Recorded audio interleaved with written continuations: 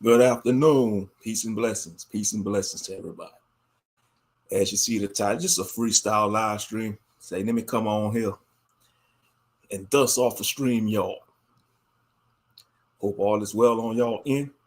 It's a lot of stuff that I want to talk about, things that I've been seeing on social media amongst all generations, like mainly millennials and Gen Z. And I notice a lot of men and women of those generations, a few boomers and Gen X's, but it's mainly millennials and Gen Z.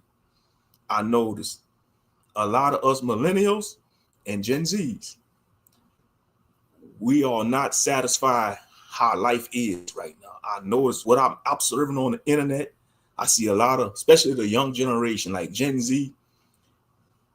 Some of them, they making anti-natal videos, natalism. I don't know if y'all ever heard that philosophy before. Anti-natalism. Anti-natalism is a philosophy that teaches against having children because they think this world is none but a place of suffering, and they look at it as selfish to bring a child into the world. And you got a lot of young people, and I understand that some young people, they don't want to have children because they can't afford it. That's logical, that's a logical thing. I'm not against that, but to write off bringing more humans into this existence, and I understand because this is a cruel world. This is a realm of suffering. We have many philosophies, many belief systems that believe that this earth, that this land of living is a hell realm. Like the Gnostics, for example. They teach, that the so-called God that we worship in these religions is actually the demon suffering. Like I said, I don't knock other people's beliefs, because I ain't nothing but toxicity in all groups. It don't matter if you in beliefs. You gotta seek your own path. You came to this world by yourself, and you're gonna leave by yourself. Life is a journey, and death is a journey as well. And death is not the end. We don't know what's gonna transpire when we cease to exist. Just like we didn't know what's gonna transpire before we was born. I wasn't expecting to be born a black man. I wasn't expected to be born in the United States, but it is what it is. We gotta be able to deal with the hand that we dealt with, and this is just a harsh truth. My realization is that some people are dealt a crappy hand, and they gotta deal with it.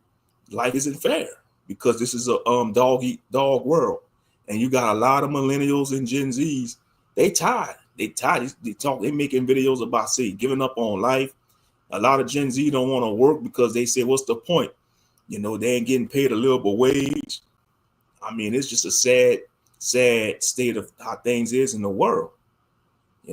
Peace and blessings, Dr. Linda. Peace and blessings. But yeah, a lot of people ain't happy. That's all I see on social media, YouTube mainly, because that's the I mainly frequent YouTube. Like I say, I've been off of Facebook.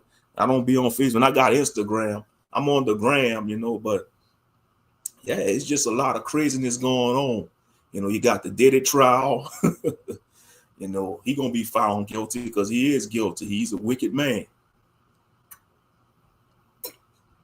He's a wicked man. He did so many heinous things. And he was part of that world, part of that society. But yeah, some people see it as doom and gloom, but you gotta look at it. That's the way the world going. We're in the end. We're at the end of it. Something gotta give, because this world is in a lower state.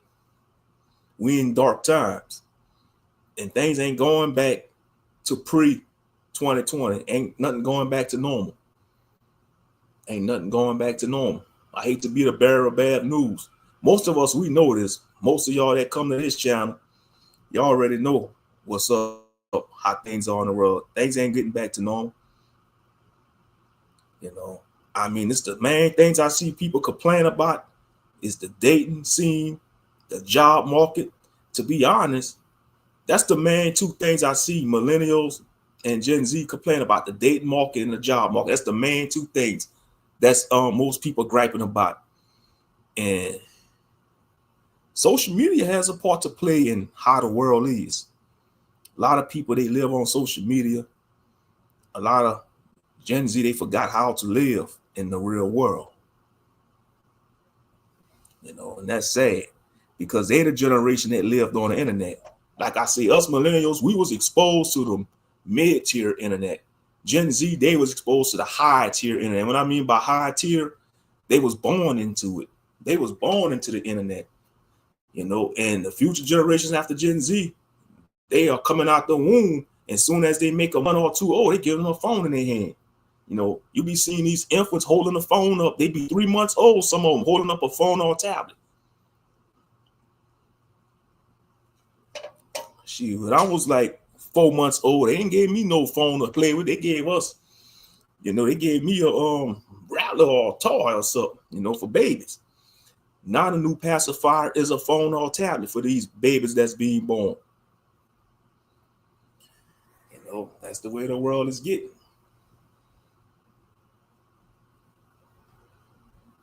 Yep. But yeah, that's all I see. You know, there's a lot of people just fed up with society. I mean, they just fed up. You know, they talking about life has no meaning. I mean, they talk, they're using nihilistic talking points. You know, they using nihilistic talking points. They gravitating towards philosophers of Carl Jung, you know. And, you know, part of me can't blame them, you know. Part of me can't blame them. Because we was lied to, you know. And what it boils down to, most millennials and Gen Z, they want what the previous generation want. They want the family. They want the nice house. They want the 2-car garage, the dog, and the cat, and the goldfish maiden. You know, they want that life. They really do. But how things is right now, that's a fleeting dream for us millennials and Gen Zs. It's a fleeting dream. You got to deal with what you got to deal with. You know, you just got to ride it out. Like Big Walter Genius said. Shout out to Big Walter Genius. He did a video talking about, you know, tired of life. And it was a very motivational. He was telling people, don't give up. You know, he was talking about, you know, and I respect him because he keep it real, Big Wall. You know, he said he have thoughts like that of checking out. A lot of us have these thoughts of checking out. Some people just too prideful to admit it, but most people have those thoughts of checking out in this existence, in this realm. You know, and Big Walt was saying, like, what if you check out and wherever you go, you might be worse off? Or what if you check out and God send you right back here? And that's a possibility. You know, let's say if the Gnostics is right. Let's say if you do check out of this existence, you may encounter the archons or the demiurge, and he's gonna talk you right. He's gonna manipulate you and coming back into this life via reincarnation. I'm just saying it's a possibility because the afterlife, the spirit is a mystery. It's a mystery. It's the unknown, like H.P. Lovecraft said. Most of us fear the unknown. You know, and I know we have different, you know, spiritual beliefs, you know, religious books, you know, holy books tell you what happens to a soul when they die and all that. That's to each his own. But in reality, none of us don't know because none of us died before. I never had a near-death experience. You know, you have near-death experience on YouTube, but there's a lot of different testimonies, and sometimes it could be propaganda. Let's keep it real. You got a lot of these near-death experience channels on YouTube. That's AI stories to push Christianity propaganda. That's all it is. You know, look out for the ones they say, oh, I saw Bruce Lee burning in hell. I seen Prophet Muhammad. I seen the Buddha in hell. Man, that's AI propaganda. You know, that's all it is. It's propaganda to get people to join organized religion because they know most people are leaving the organized religion. That's a good thing. People need to put down organized religion. Seek your own spirituality. You know, if you believe in the Bible, read the Bible for yourself. If you're a Muslim, read the Quran for yourself. You know, if you're a Buddhism, seek your own enlightenment. You know, you don't need to rely on no man or woman to tell you about God or whatever God, whether you worship Yah, God, Jesus, Yeshua, Allah, Buddha, Shiva. I don't care who you worship. Seek them out for yourself. Seek them out for yourself, whatever God you worship. I don't care if you worship, even if you worship the old gods like Zeus and Thor and Anubis and Horus, that's your right. I ain't here to judge because, you know, all of us are dealt a hand in life. You know, some dealt a good hand and some dealt a crappy hand. It is what it is. You know, yes, a lot of them near-death experience could be made up. I think so too, sis. You know, I think so too. It's propaganda. Now, people, I'm not going to deny the fact that people do have near-death experience. You know, most people say, you know, it's like sleeping, because sleep is the cousin of death. You know, most people say it's just lay in darkness.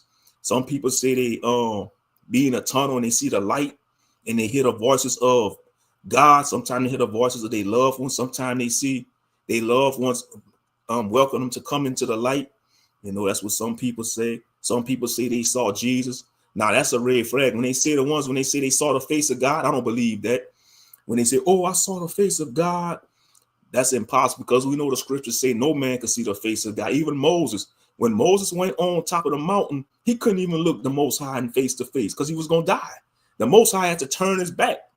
You know, the Most High had to turn his back, because if the Most High would have looked head on, face to face at Moses, Moses would have burned out of existence.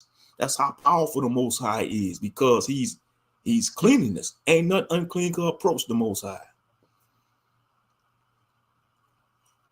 You know, for us that subscribe to the Bible, you know.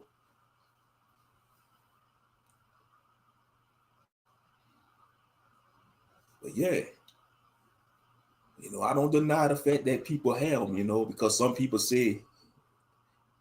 have them when they die on the operating table and they come back. You know, some people say they leave their body, they see the doctors working on them. You know, they by consciousness or spirit or soul, whatever, leaves their body, and they actually see the doctors working on them while they operating on them. That'll be some trippy stuff. You imagine who they cutting on you, they put you under the knife, and then they getting surgery, and you just leave your body and you get to float around and see them working on you. That's some crazy stuff. It'll trip me out if I had to go through stuff like that. It'll trip me out. It definitely will trip me out. Yep. But yeah, don't check out. And I agree with Big Wall, man. You just gotta ride this out to the end, man. You gotta ride it out to the end. Right. You know why? Because they're gonna push that Caesar Borgia image. That's why I see it as a red flag. Exactly. When they say they saw Jesus, I automatically do not believe them. The biblical text had told us that no one has seen the Most High and live. Exactly. And what gets me is either that, or you got some of these consecrators say, oh, God spoke to me in a dream. Now, I'm not denying the fact that the Most High could show you a vision or a dream. I don't deny that fact. But some people, they get on this platform and say, oh, God talked to me personally. Like, I'll be like, bro, are you Abraham? Are you Moses? Are you Sarah? Are you Ruth? You ain't none of these figures in the Bible to have that direct connection to the Most High. I'm talking about, you know, how the Most High called Abraham his friend. Out of all the creation, he said, Abraham, you are a friend of mine. You know, and you got some of these content creators. I'm talking about whether they have a big channel or not. I'm talking about, oh, God spoke to me. God had this message for me. God had this message for me to tell y'all. You know, y'all not no prophet. I don't take people serious like that, because you know why? When you read the book of the prophets, when you read Isaiah, Ezekiel, them prophets had a hard life. Even the apostles of Yeshua, they murked all the apostles of Yeshua HaMashiach, Jesus Christ. They murked all the apostles. And you got some of these buffoons want to call themselves a prophet or a prophetess. Get the heck out of here. I don't take them serious. You calling yourself a prophet, but yeah, you have 200,000 subscribers. You living your best life. You're trying to be like the next Pastor Pochop or Elder Lamb Chop, you know, and you tell them about you a prophet of God. But you know, you got to be careful with that, because there's a lot of posers on these YouTube streets and social media. It's a lot of posers. Because a prophet have a hard life. Most of the prophets in the Bible, they had tough lives. They was neglected. They was rejected. They were more, and ultimately the majority of them was killed by Israel, the wicked Israelites. Look what they done to the Messiah. They chose a murderer or the Messiah. He came to liberate them, but they still chose wickedness over liberation. That's to show you how wicked Israel is. To show you how wicked they were. The Pharisees and Sadducees.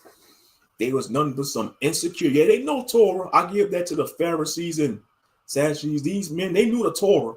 They was well expert in the law, but they were so insecure of the Messiah because they didn't want to believe he was the Son of the Most High. They want to call him all kind of things. They accuse him of being the devil. You know, they accuse him of being the devil, accuse of him doing witchcraft and all that, but he was doing miracles that was granted to him by his Father in heaven through the power of the Most High, you know, via the Holy Spirit. But these Pharisees and Sadducees, they couldn't do none of the miracles. I don't care how much they knew the Torah. Yeah, they could have knew all the ancient scrolls. The Pharisees, they knew all the ancient scrolls, but they couldn't do none of the miracles Yeshua did. So that's why they plotted to kill him, you know, because he was rebelling against the status quo. You see, that's why I don't like how Christianity make Jesus soft. They make Jesus to be out this soft-spoken man. No, he wasn't nothing like that in the Bible. He was a rebel.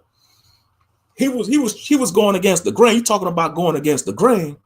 Yeshua HaMashiach was the foundation of that term, going against the grain. Yeshua HaMashiach, I'm talking about biblical Jesus, not this religious Christianity Jesus, this soft-spoken Jesus, this pale hippie-looking Jesus, this effeminate pale hippie Jesus. I'm talking about the Jesus of the Bible. He was the founding person of that term, going against the grain. You know, he was the founding person of that term, going against the grain. Hit with a lot of you're gonna try to be shamed. What's good, Check Your History channel? Hope all is well with you. But yeah, you're gonna be deemed all these negative terms, you know,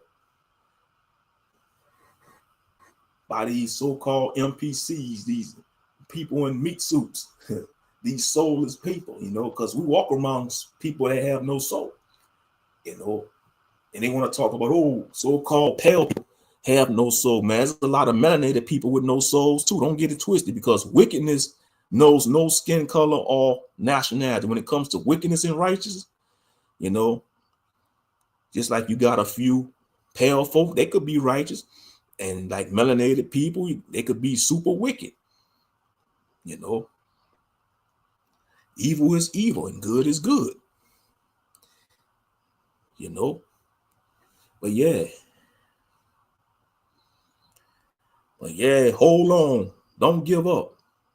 You know, by the grace of the Messiah and the Most High, I made it to 41 years in this realm, earth, you know, this world, this so-called life. 41 years. Most brothers don't even make it to that age, sadly. You know, so you got to count it all joy. So that means the Most High still have use for me, or he still want me to be here. I'm still here. You know, all praises. You know.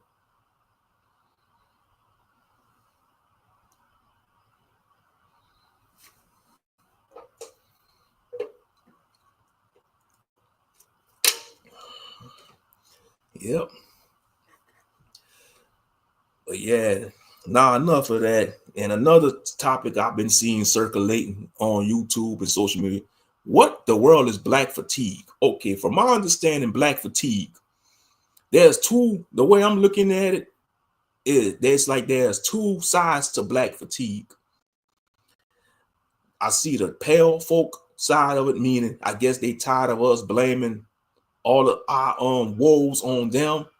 I guess that's their side of black fatigue. And from black people's side of it, we tired of the ratchet culture and hood culture and that subculture, because that don't define us as a people. Now, I agree with that. I am sick and tired of the so-called ratchet and hood culture, the so-called ghetto culture. We got to change our identity. That's not who we are. That's not, and the media has a part to play with that.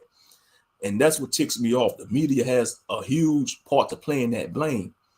They want to, and they like, if you're a black man or black woman, they want you to play a negative role in movies. They want you to either be the drug dealer, the pimp, the hustler.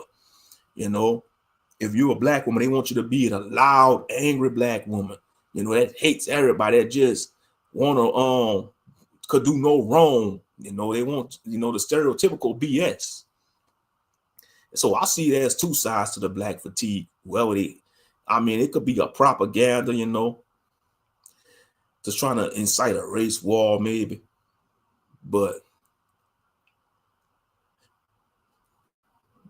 I'm sorry, pale folks. That's not going nowhere. You know, you're going to always have those blacks that call out the racism, because racism's still alive. It ain't going nowhere. Yeah.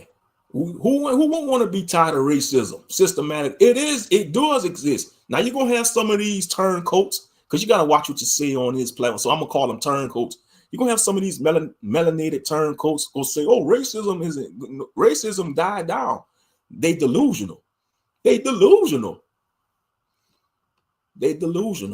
Racism is alive and well. It's not going anywhere. It don't matter where we go. It don't matter where we go. If you're a black man or black woman, and if you got the resources to travel, you will be faced with the systematic racism. Because you see the media, the narrative, they did a wonderful job painting us to be the scum of the earth. You know, it talks about that in Psalms 83. That's why I say, you know, I know sometimes I talk my metaphysical and spiritual, you know, open-mindedness, but that Bible is true. That Bible, man, when it comes to our people, we can't deny. When you read certain scripture, you can't deny. You know, you got some bozos out there want to say, oh, the Bible got contradictions. Man, stop worrying about if it got contradictions or not. You got to look at it from the prophetic point of view, the prophecies. You know, you got to look at it from the prophecies, bro.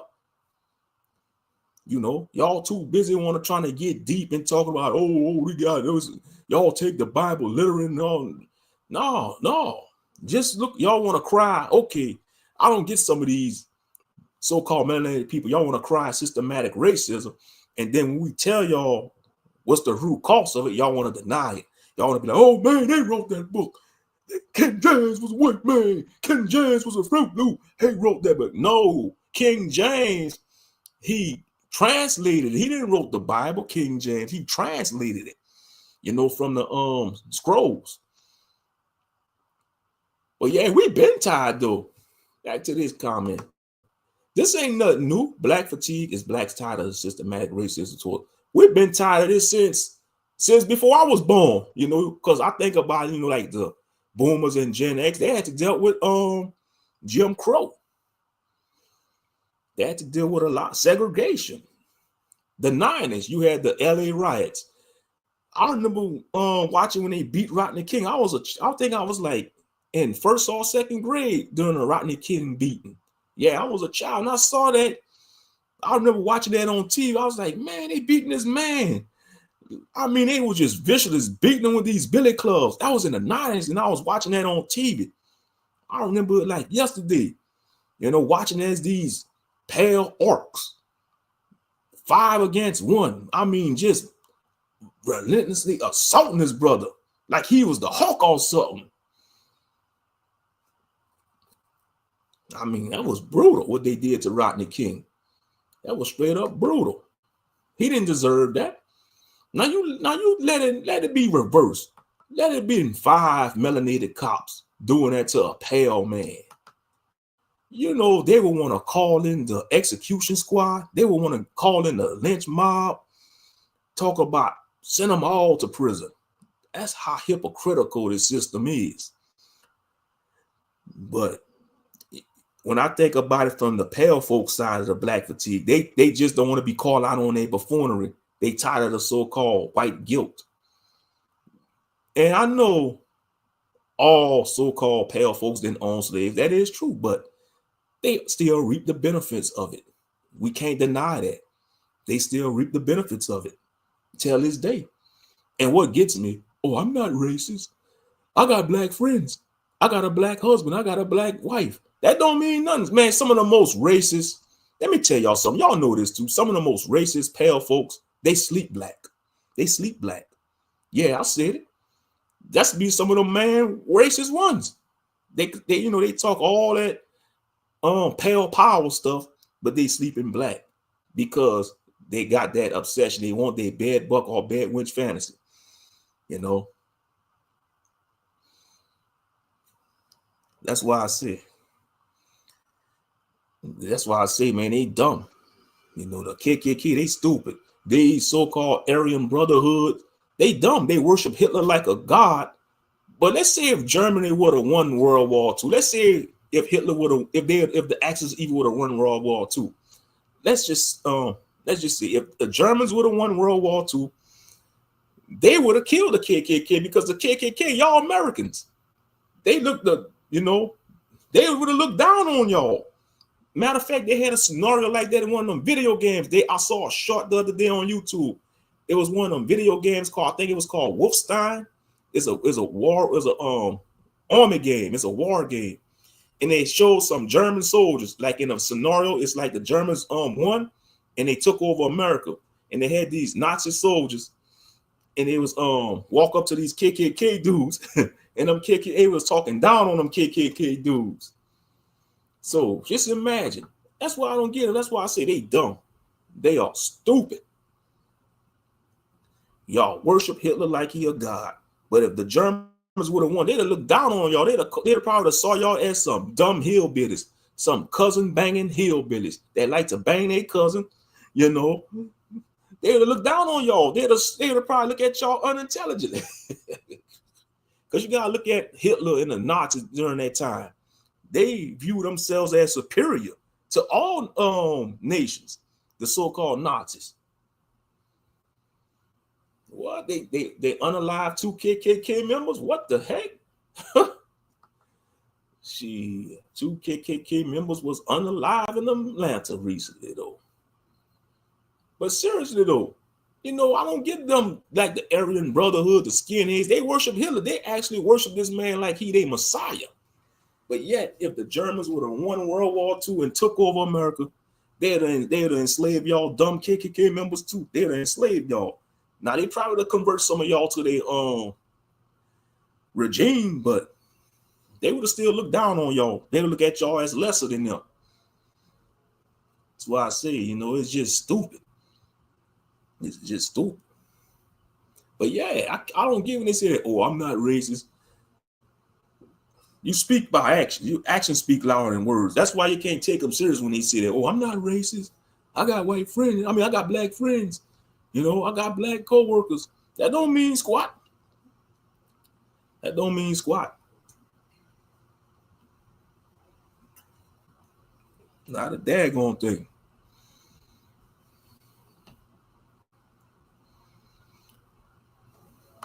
Or black fatigue. Yeah, that's why I said 2 terms. Yeah, they guys like that's. Yeah, also I had noticed on social media individuals giving a different meaning to that term.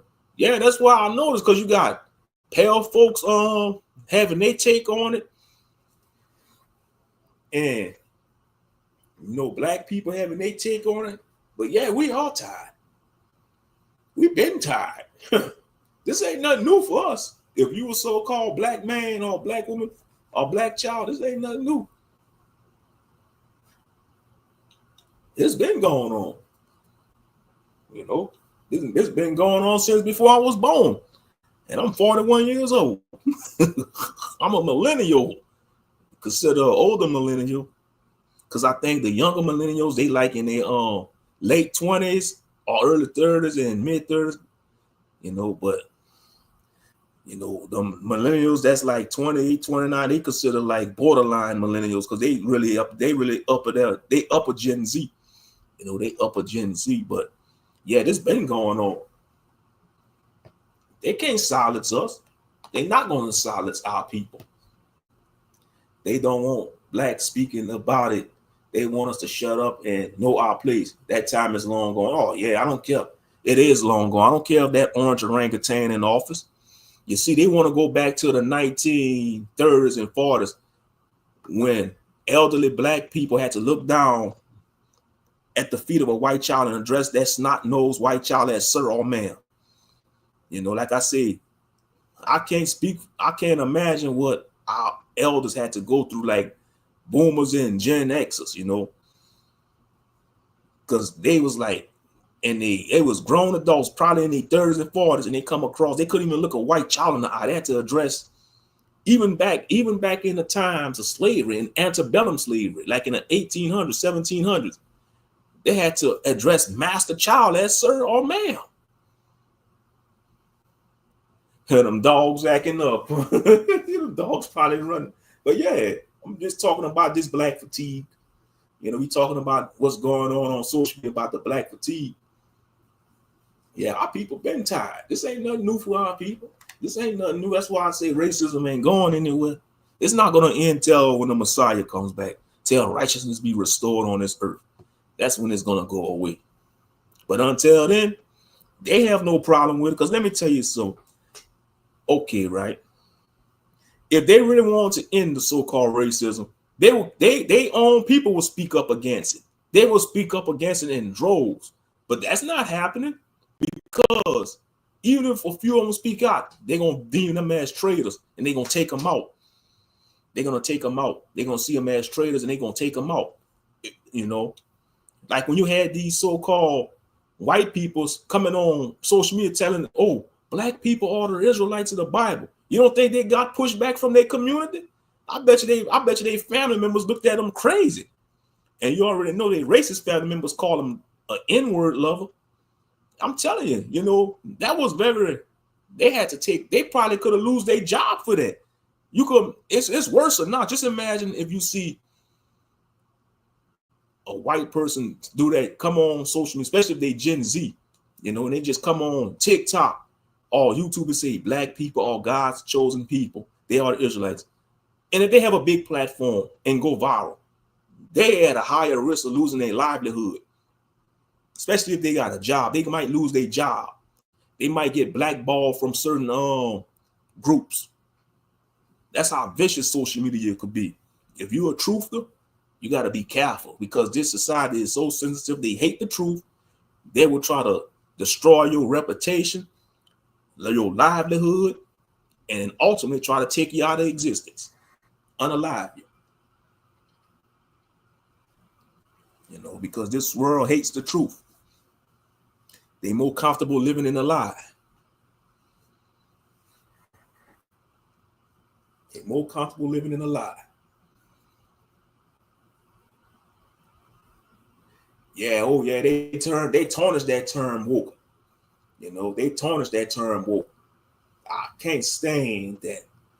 All woke mean is that you're aware of what's going around your surroundings. You're aware of what's going on in society. But no, like in certain, like for video games and comic books, if you put a black character in the video game, they want to say the game is woke.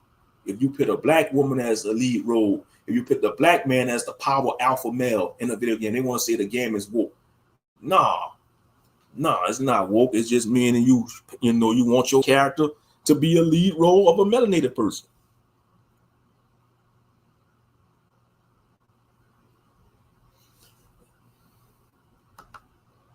Unfortunately, black fatigue does not exist in the white man's mind, and it's ignored in the mental health field.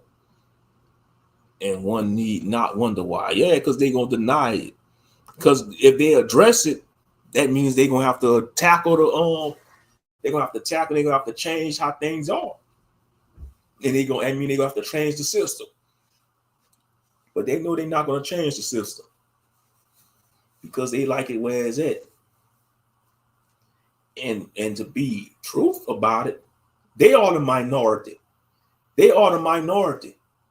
Why you think Trump trying to push out the so-called migrants, you know, the illegal immigrants? They can't stop it. They can't stop it. You know, they know the majority of their nation is dying out on the low birth rates, you know. Y'all doing it to yourselves though, dummies. Y'all want to promote the so-called IR agenda, the alphabet agenda. You know, y'all got the weak genetics, so y'all gonna try to survive off of our people genetics. But y'all want to say that's how dumb they are. They want to say we 3/5. We 3/5 of a person, right? That's how stupid they is. They say we 3/5 of a person, but yet they want to procreate with our woman, our men. Have some hybrid children, some biracial children, you know, hybrids. The gray race. They want to try to replace us with the gray race. You know, the so-called mulattoes, the gray race. Black and white means gray because and all gray means you're just confused. You're in between. You know, you're confused. That's all it is. You're in confusion. The gray race. But yeah, we 3/5 of a person, right? I guess genetics say otherwise. Genetics says otherwise. But y'all want to call us monkeys and all that, and we have no resemblance to no goddamn apes. You know, we don't got features of no damn apes.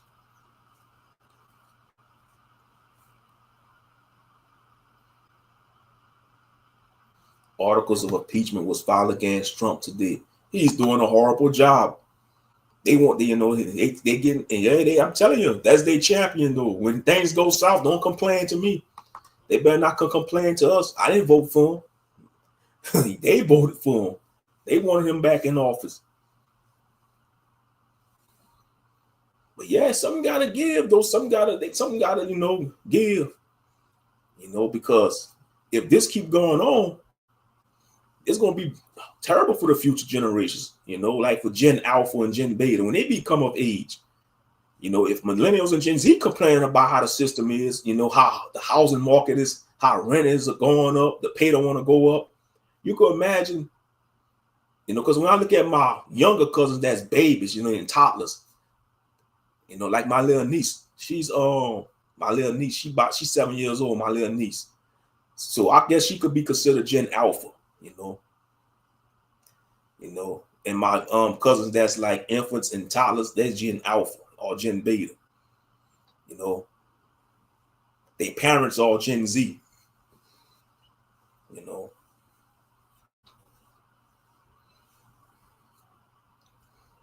but yeah, and I think about them. You know, how things might be. I hope things be much better for them when they become adults. But the way things getting though, we just have to see. His supporters all crying foul. Oh well.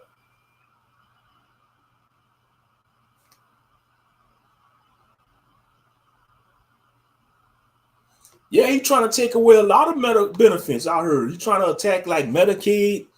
He trying to attack Section 8, you know, and food stamps. Like when it comes to food stamps, I think everybody should get food stamps. Working class and the people that can't work or live off the system. I was talking to a coworker of mine the other day. I was like last week. I was talking to a coworker of mine at the job.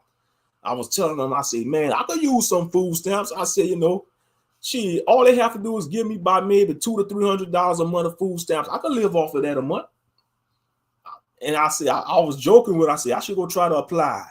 And I told my coworker, I said, I'm probably gonna get denied. They're gonna say, oh, you make too much. And I would tell them, I say, I make too much. Y'all acting like I make six figures. I ain't making six figures. Yeah. And I said, the reason why they gonna deny me, number one, I'm a man. Number two, I'm a black man. And number three, because I'm a man. And I'm by myself. I don't have a family. But like I said, it'll be a waste of time. I should go apply for them. And, you know, I work too. But they'll be like, no, we're going to have to deny you. You know, you make too much. I would be like, what? Y'all act like I'm making six figures. I ain't making six figures. and I bet you people that was making I bet you people that do make six figures and they could have get food stamps, they still get food stamps. Let's see if everybody could have get food stamps. Even people making six figures gonna get food, will try to apply for food stamps. Real talk. I'm dead serious. If a person that was making six figures and if they had like a law that anybody could apply for and eligible for food stamps, Even people making 6 figures would get food stamps or apply for it.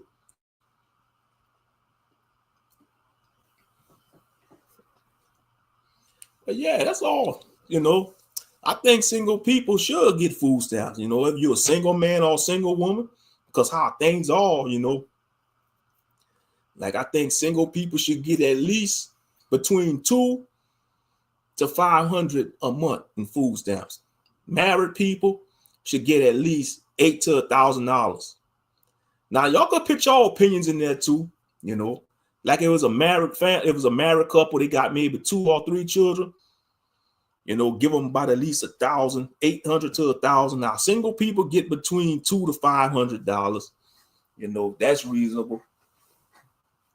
Married people with families get about $800 to $1,200 a month. $1,200. And they know America know they could do that. And what ticks me off, we give so much money to these foreign countries. Why in the heck we are giving all this money to these foreign countries? That's what's wrong with America. They want to be the babysitter of the world. They want to be the world police, and they want to be the babysitter to these low-ranking countries that don't give a crap about Americans. It just angers me. It does. I don't blame a lot of these millennials and Gen Z complaining. I won't call it complaining. I call it griping. I don't even see them as complaining. I see them as voicing a concern and fed up. I don't see it as complaints. When I see these Gen Z men and women getting on here and talking about how they don't want to work no more, part of me understand them. But I still would tell them to work, though. I would still tell them to go to work because you still got to support yourself. And I understand a lot of these Gen Z, they want to move out. They want their own place. That feels good to have your own place as a young man or young woman. You out there being independent. You don't have to worry about nobody. You ain't living under nobody's roof. You could come and go as you please. That's a beautiful thing, especially if you in your 20s. If you like in your 20s, your mid-20s, you could make it out on your own. You be feeling like you the king of the world or the queen of the world. But the way things are right now, you got a lot of young people in their 20s. The only way people in their 20s making it out on their own is if they got a good job. They probably got roommates, or they're a content creator and they doing well. But the majority of them, man, they living home with their parents. And I don't knock them for that. I'm not shaming them for that. Because that's just part of their circumstance.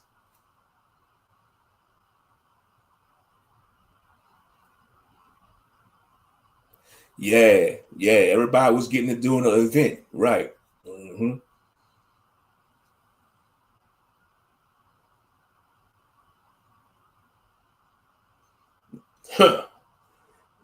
Now out of all the groups, they should not be trying to think about that because they got money. What the heck they need that for? Now talk about reparations. They get reparations every year because every year, man, the United States give millions to Israel. What the hell they need that for? They don't need that. Should be the last. They should be last. They should be the last folks. The Khazarians, they don't need no food stamps. The Khazarian people. Yeah.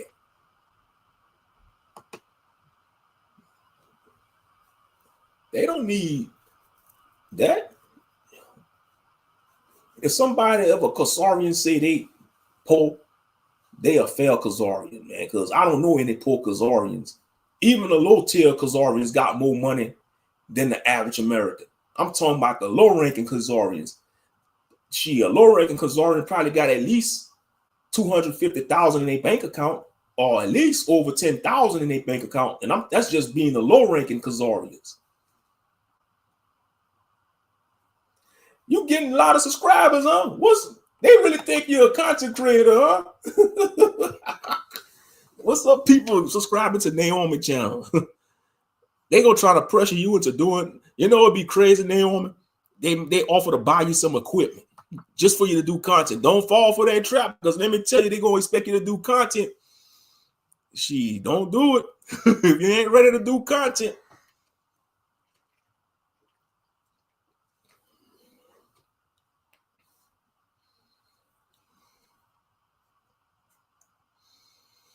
Yeah. But some people be getting subscribers and they don't do content. You know, if you know, maybe the avatar, you know, he might like the picture, you know. But yeah, don't force people to pressure you to do content if you ain't ready, you know, because you know, content creation, you know, especially if you show your face, they're gonna try to pressure you to cam up and all that. People just weird over here. They want cam up. Like when I went live at my desk the other day, he had some buffoon in the chat. It's like, show your face. Yeah, what you want to see my face for? You know, that's being weird. If somebody don't want to show their face, they don't want to have to show their face. You know?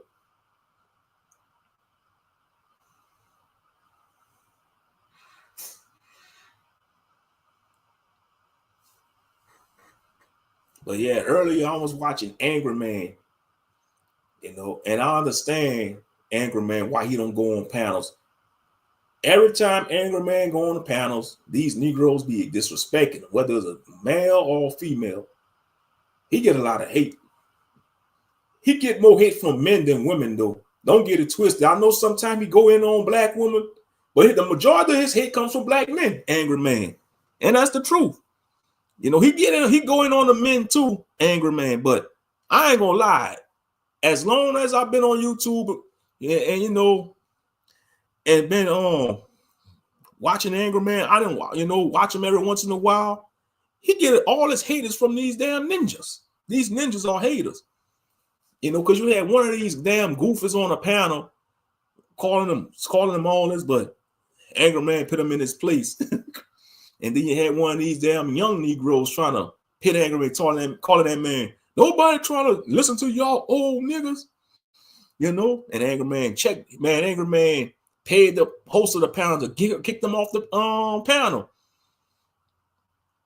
That's boss moves right there.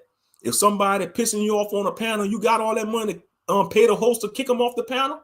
And Angry Man was like, now what? Now see you come up with $100 to get back on the panel. Shit. Yeah, he always get hate though. He get most of his help, you know. Niggas hate a successful black man, you know. That's why I say, and that is true. Negroes, they hate a successful black man and a successful black woman. And for the, you know, don't get it twisted. There ain't no sisterhood. It's a false sisterhood. The only time it's gonna be a sisterhood is when they going in on a man, and that's the truth. But if they're not going in on a man, a sisterhood, man, they at odds with each other too. We just can't stop hating on each other as a people, and that's sad. We hate a successful black person. Let's just keep it a buck. Negroes hate a successful black person. They will plot on you. They will try to line you up. All like what with the YN these days, backdoor. Oh man, I'm a backdoor my homeboy. He was my day one, but I'm planning on backdooring him.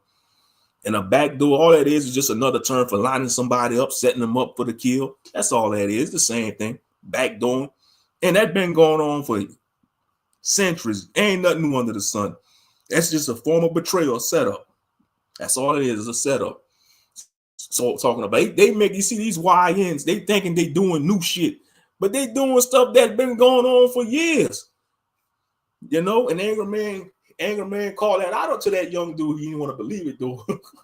But yeah, he get a lot of hate from men though, Angry Man. You know, I know some sisters can't stand him when he going on black women, and rightfully so. That's your opinion, but in my opinion, he get most of his hate come from brothers, especially when he get on panels. These brothers be trying to talk over them. They trying to, you know, they've been hating on him, and they look at it as an opportunity to go in on him. You know, like that Dustin Negro want to call Angry to talk about. Oh, look at you got your toys, your Pokemon, and Angry Man was like, you see, that's what niggas do. They see you have a hobby and you into stuff. He was hating on Angry Man animated superhero figurines. So what, man? Man, collect figurines. Shit. Shit. And Angry Man, he said, the reason why y'all hate on me, y'all wish y'all could beat me. Y'all wish y'all could be in my spot. And don't let him get 1 million subscribers. I hope he get 1 million subscribers. I hope he does, just to see his haters cringe and fume.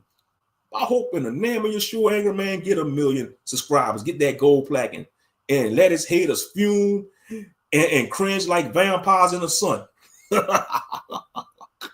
He deserved it though, because he's been on YouTube a while, you know. He deserved it. If he get that gold plaque, boy, they really gonna fume. I can't wait to see him too. I can't wait to see his haters fume, especially Reg the bad guy. I want to see, like, out of the top Angry Man, out of all the Angry Man haters, I think Reg the bad guy and Big J Triple X, that's his 2 biggest haters. Those 2 bitter ass niggas. Those, especially Big J Triple X, that damn fat ass, bitter ass nigga. He hate any damn black man that's doing good on YouTube. You know, he a bitter ass nigga. And I said it and I meant it. Oh, stuttering ass nigga. You know? Yeah, he been on you. Yeah, he all he do is hate on other content creators. That's negative spirits. If you got a channel and all you're doing is talking about and critiquing other content creators and hating on them, you wonder why his channel not grown. Because all he do is hate on brothers that's either in a black manosphere or brothers that's not even in a manosphere. Big J Triple X. You know? Yeah. It's like these haters, they want to see him go down. They want to see his channel fail. That's sad, man. You want to see another brother channel fail. You know? But he gonna get that on Most High willing. He gonna hit that gold plaque. And they really gonna fume. Already, I can see it already. Reg making Reg the bad guy making a video. Angry Man finally hit 1 million subscribers. Huh. Now he gonna really rub it in our face. He really think he gonna be the king. You know? They gonna be fuming, man. They gonna be fuming like some bitter baby mamas. That's why I say they always want to talk about a woman's scorn, but some of these men are more scorned than a damn woman. And that's out of order. That's scary. We in some scary times. You know, we in some scary times, man. With all these scorn ass men. You know, you could be minding your damn business. You know, that's the crazy part. Angry Man be minding his business. And they still be trying to look for something to hate on for. You know, every time he go on, I noticed that though. Every time he go on a panel, you gonna always have one of these goofy ass niggas trying to hate on him or trying to start shit with him. You know, all these simp ass niggas. Like if you check a woman, you gonna have this damn simps. You gonna have these damn beta male simp ass niggas gonna trying to check Angry Man because he correct a woman. I don't get, and that's how, man.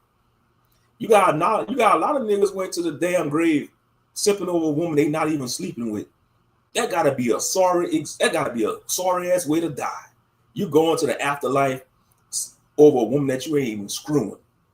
I don't know what's out there in the afterlife, but if they go to like the infernal realm, I bet you the demons laughing at their asses. You stupid ass human, you dying for a damn broad, you ain't even screwing. You a dumb ass human.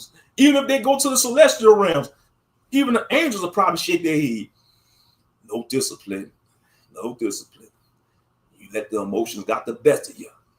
And now you got to linger around in the celestial realm and you decide what happened to you. Yeah, you know, maybe they might put them on a wheel of reincarnation. I'm sorry, your ass got to go back. Hopefully in your next life, you don't simp no more. I'm just saying. Y'all gonna imagine that a simp go to heaven. Oh, I'm in heaven. Man, the angels be like, I'm sorry. You gotta go back. What you mean? I'm in this pearly gates. You ain't worthy to enter the kingdom. We don't allow simps here. No simping we don't want simping in the damn spiritual world. I'm just saying. Oh.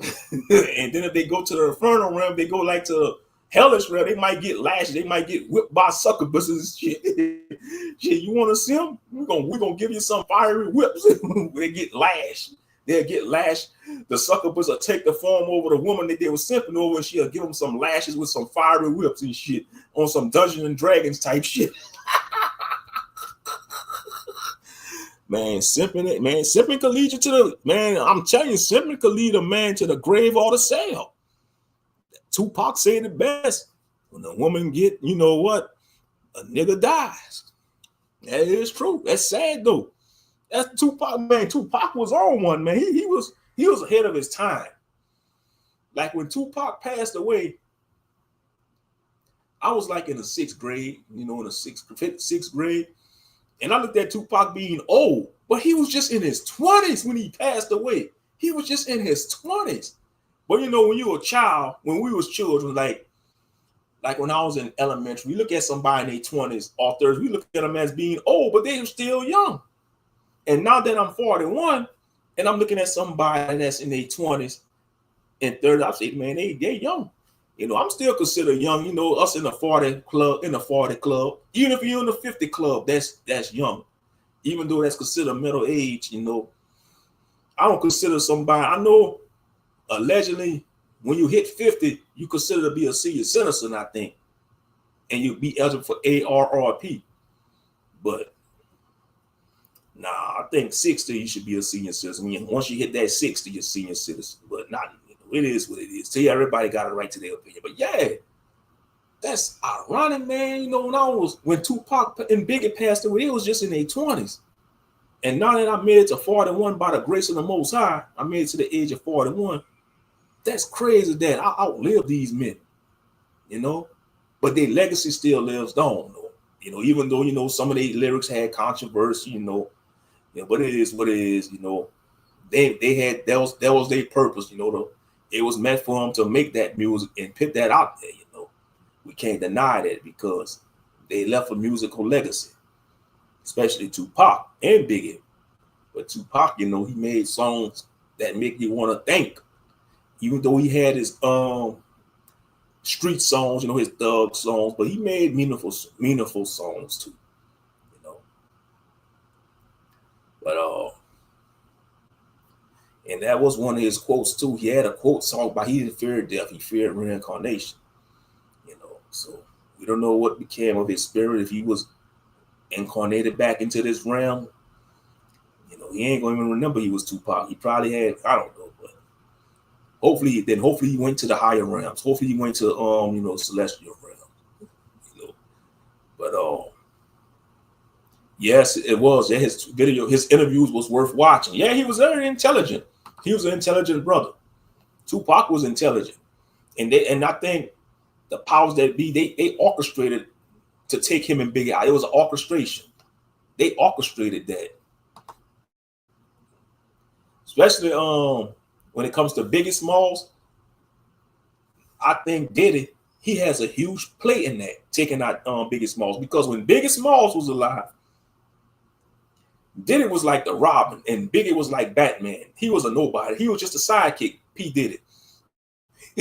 He was just a sidekick. But after after Biggie Smalls was unalive, that's when he blew up. P Diddy. That's when he became a so-called successful hip-hop mogul. And now look, he on trial. He on trial now. It's crazy. He on trial.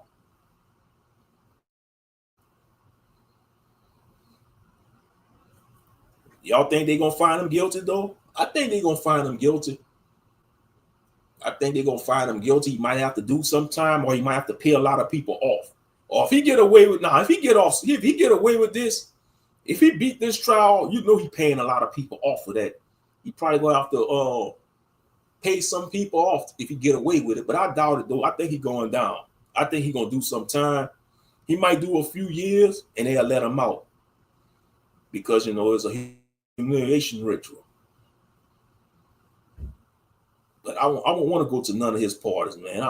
It's just too weird, you know, a bunch of weirdos, man. Like I said, a lot of people with money, they into some weird stuff. That's what's crazy about people with money. They be into some damn weird stuff. Straight up, they be into some weird stuff.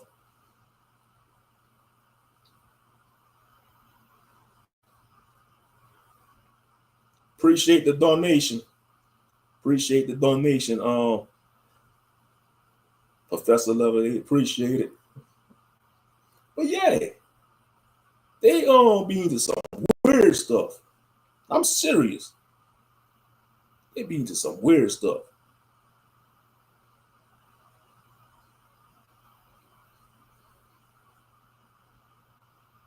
They be into some weird stuff. Then early, like I said, that's all I was doing, you know, because I was off today. I was watching YouTube. I took care of a few errands, Yesterday, I went to eat out with my family. I went to eat out with some of my family members, It was my mom and my cousins, some of my cousins, aunts went to eat out, for my so-called. So the food wasn't all that. I'm going to be honest. We went to Texas Longhorn Steakhouse. 4 out of 10. The food was 4 out of 10. I mean, damn season they used was salted. I had me some salmon and rice and Brussels sprouts, man. My mama ordered a hamburger steak. That damn steak she wanted it well done, right? Man, they overkill. It was overkill. That steak was overkill. My mama was like, I ain't eating this. I can't. Look how burnt that is. Now, that's one thing I give women.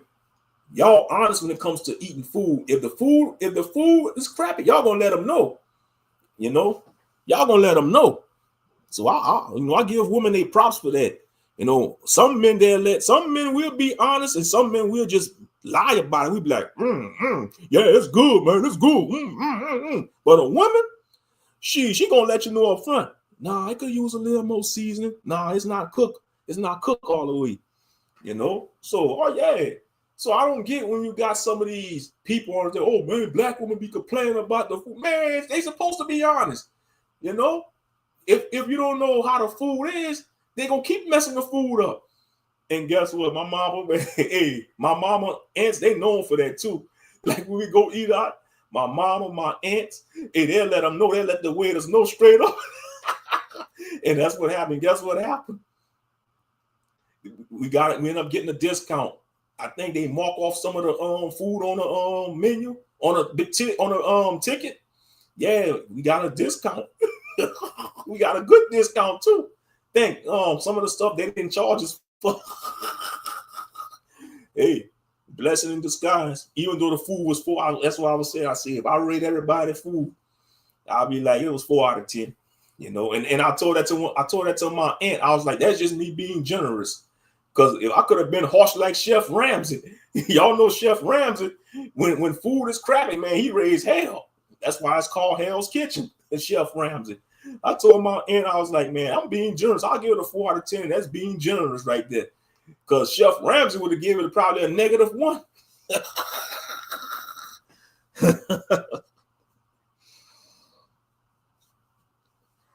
Yeah.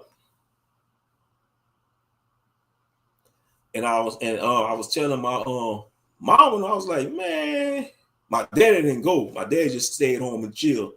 My dad, he said, man, he tired of eating out. And I said, I don't blame him. I was telling my dad, I don't go eat out like that all the time unless it's for a special occasion. And it got to be that way these days because things so expensive.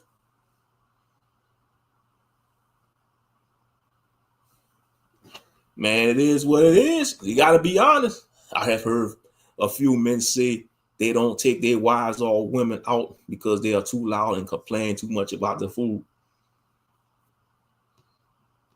I understand about, but yeah, complaining about the food, you got a right to voice your opinion.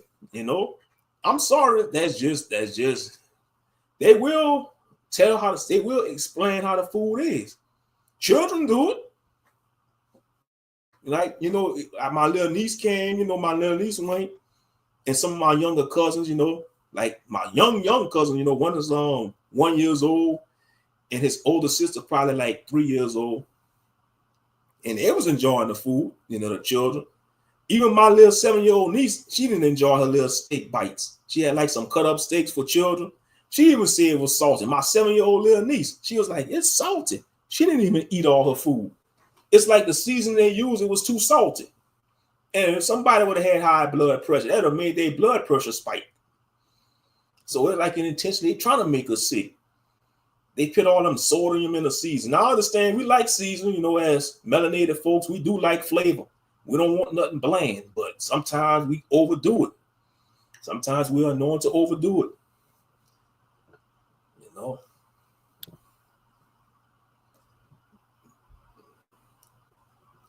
Well, it ain't no difference from men going to a bar, getting liquor in them and turning up, being loud. So I don't see what they complain about their wives being loud in a restaurant. When some men go to a sports bar, you don't think men be loud? They be getting hyped up over their football teams in the sports ball, like at Buffalo Wild Wings. So what's the difference of their wives getting a lot of complaint about the food at the restaurant? There's no difference. Yeah.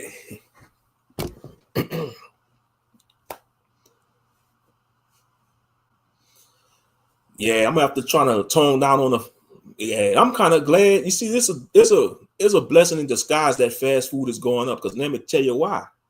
It's a blessing in disguise because it's going to force people to look at other ways to eat and eat healthier and cook your own food. Because to be honest, if I could have had it my way, I'd rather cook every day or every other day. You know, if I was one of these so-called successful content creators, you know, that's doing it big on YouTube, man, you won't catch me going eat out. I'll be cooking like every other day. Man, my fridge would be stocked full of salmon, you know, lamb chops, you know, vegetables, fruits, smoothies, stuff like that. You know, I'll be like, if you successful like that, what's the point of you eating out? When you could go to the grocery store, if you could go to Whole Foods, man, if a person going to Whole Foods and they could fill out their shopping cart from top to bottom, they doing it. They doing well. They doing well. They doing well. They should have nothing to complain about. If they could go to Whole Foods or any store, if they could go right there to Wally World or Target, let alone Target, because, you know, you got people compare Target and Walmart.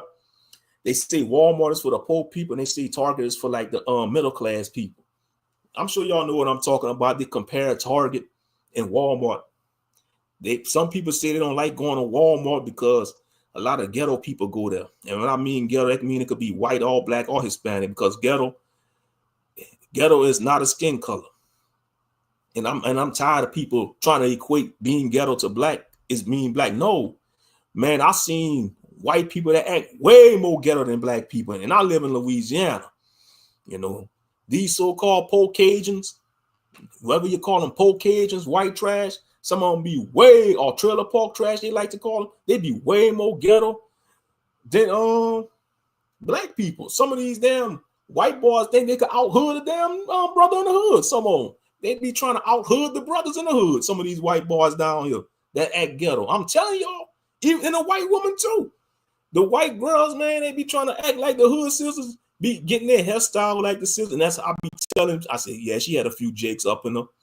You know, that's why I say that soul tie stuff is real. You could tell if you see a white woman, you know, having a hairstyle like a black woman and acting ghetto and acting, trying to act hood. Yeah, she been with a lot of Tyrones and Rooftop Trays and Pookies and Ray Rays. You know.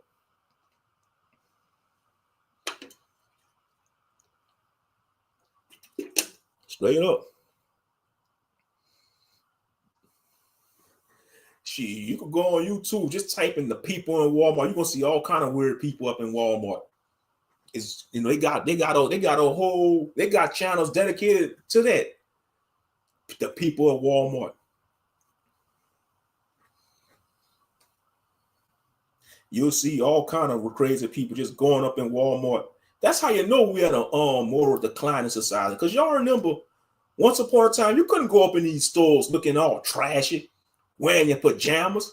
I remember back in the 90s, you had like the signs, no shirt, no shoes, no service. You don't see that. You rarely see them signs today. Now it's come as you are.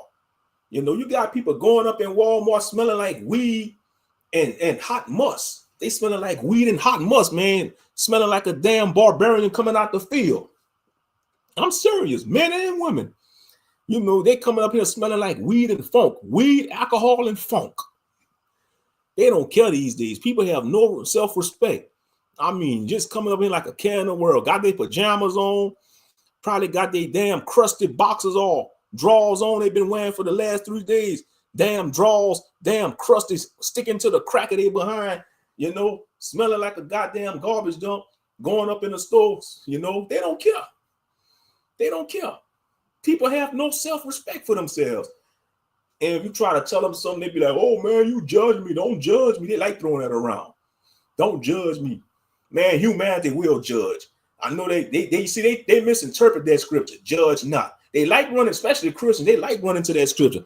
Judge not, or you will be judged. I'd be like, buffoon, humanity is all judgmental creatures. We will judge. That's just part of human nature. I don't care what your belief is. I don't care if you're a Christian, a Muslim, a Buddhist, a Hebrew Israelite, atheist. I don't give a flack.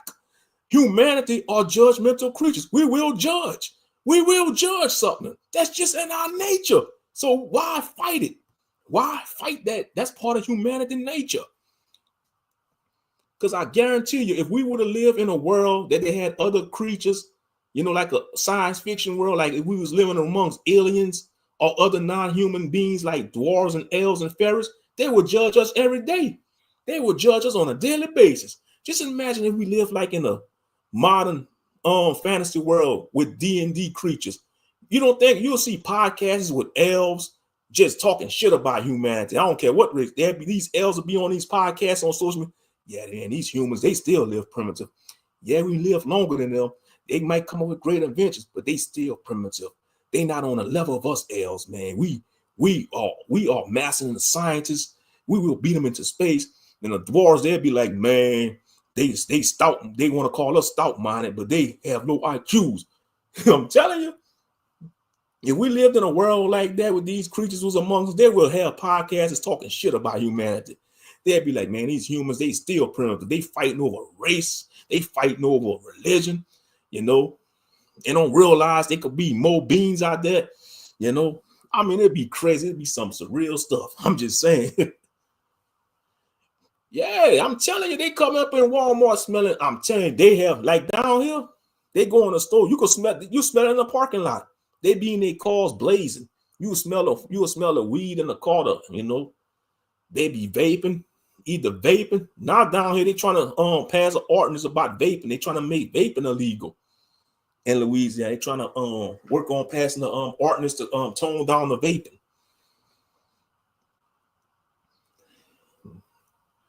Yeah, man, that's to show you. When I see these youngsters vaping, I'll be like, man, Gen Z, a lot of Gen Z stress the heck out.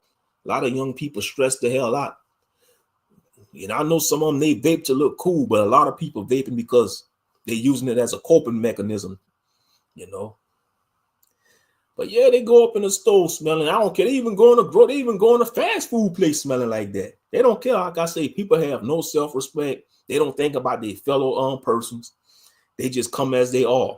Literally. They take that saying, come as you are. And that's just a man-made term. You ain't gonna find no scripture in the Bible say come as you are in a church. That's a church saying, because they want people to come in a church because they want them connection plates. And that's why they got to tone down these sermons, because they want to cater to people. They walk on eggshells. They're not going to come in true.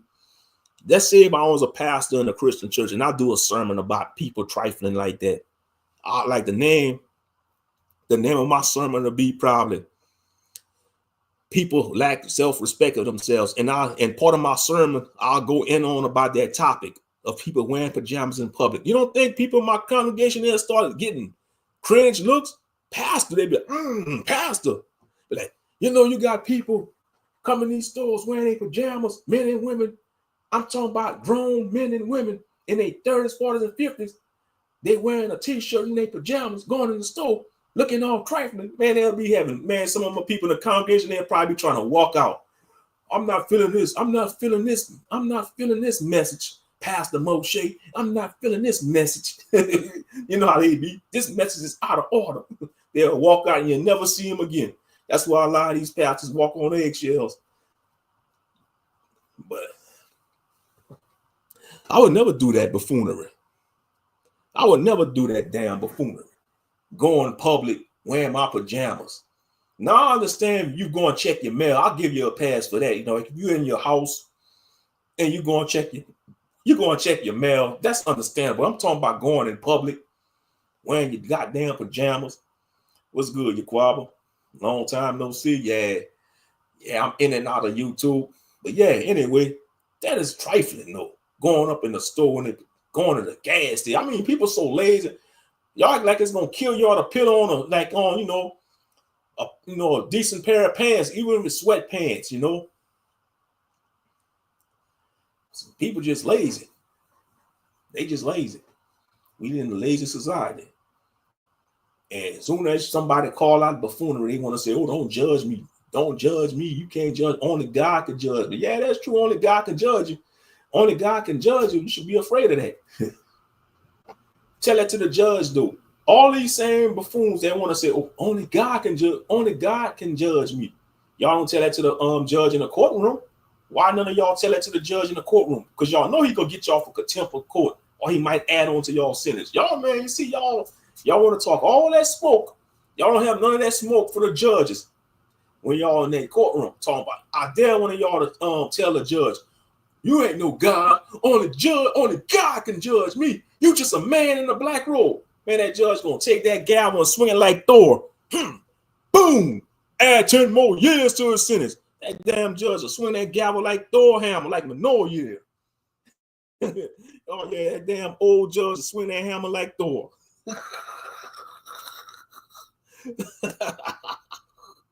Shit, miss me with that buffoonery. Only God can judge me. That is true. It is true, but y'all ain't gonna tell that to the damn judge, though.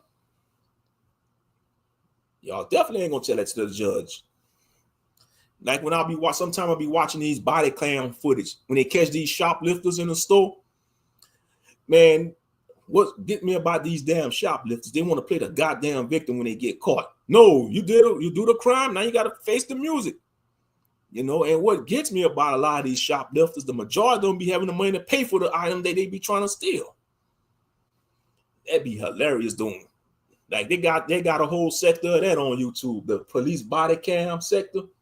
You know, they be showing people, they be even having people on their jobs catching them shoplifting.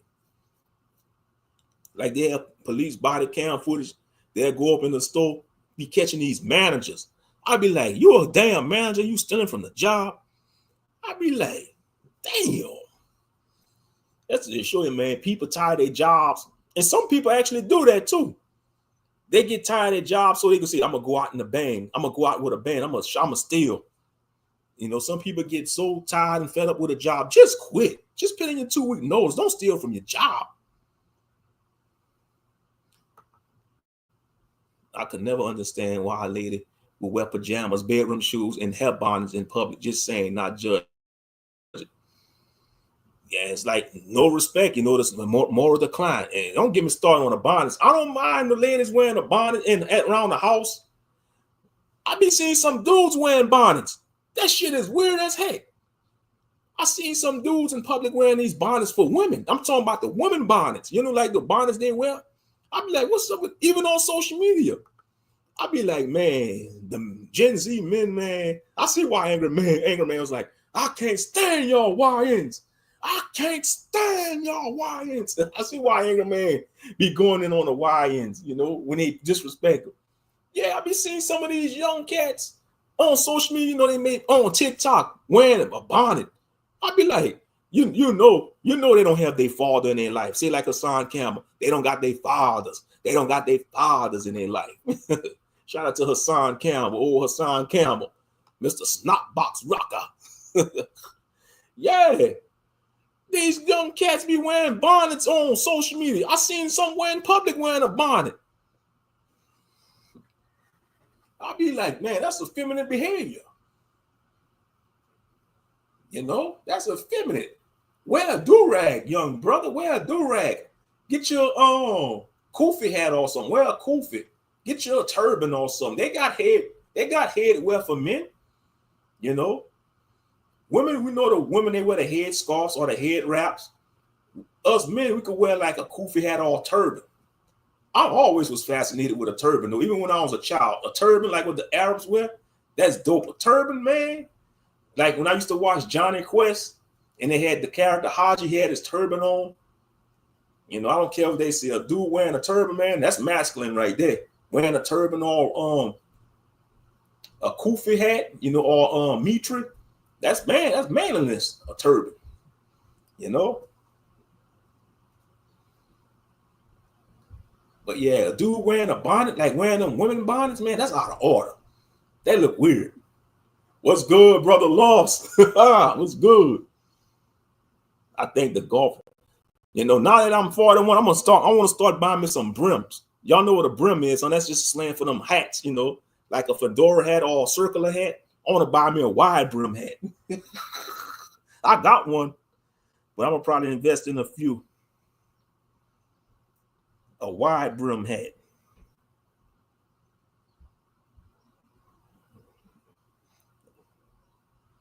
Yeah, I'm looking at some now on the Google images. A stone cutter distress hat. Yeah, I want to get me a wide brim hat with some feathers, with some eagle feathers, like a Native American, you know.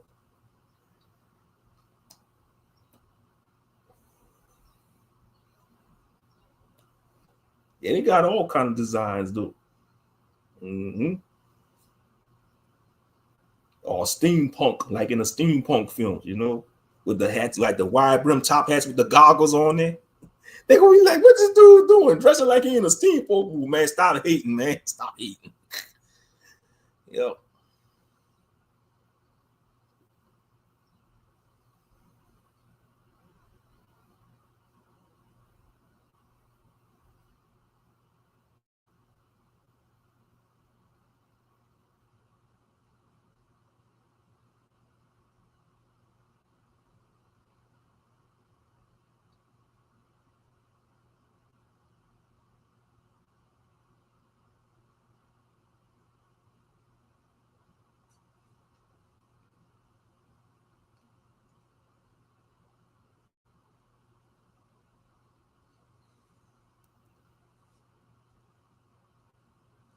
Appreciate it, bro. Appreciate it. Yeah, yesterday was my so-called soul day. Yep. 41 years young. Yep. Exactly. You already know what I'm talking about. That's out of I'm telling you, bro. I seen some of these dudes that be on social media or TikTok, they complaining about what's going on. So I be like, this why this dude got a bonnet on. They don't, you see, that's how I know a lot of these young brothers. I hate the term YNs. I'm gonna call them young brothers, man, because we gotta stop calling ourselves, you know, those negative terms. That's why people don't want to evolve, man, because they live in that low vibrational mindset. But I'm gonna just say these young brothers, man, they don't got no proper guidance. Because if I would have wear something like that, man, my daddy would slap the piss out of me. All my uncles, my daddy, all uncles, they'll slap the damn piss out of me. Boy, what the hell you wearing that for? What the hell you wearing that for? No, we have do-rags. That's what we got do-rags for the men. We got do-rags. We got the wave caps. Like I said, you got kufi hats. You could get your turban. They got like the now they got the turbans now. They call them the turban caps. You know, I see some of the dudes, they be wearing them turban caps. Wear that. Why are they wearing them? Yeah, it's called a turban hat. Get your turban hat, young brothers. Why y'all wearing the damn bonnets? That's for women. That's for women to wear them bonnets. Them turban hats. You could get you could get them off of Amazon, the turban hats.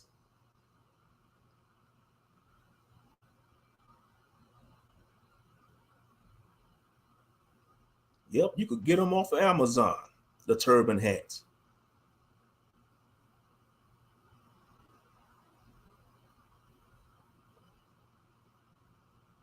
But no, they want to wear a damn bonnet. They probably be some of these young cats. They be probably be wearing their mama bonnets.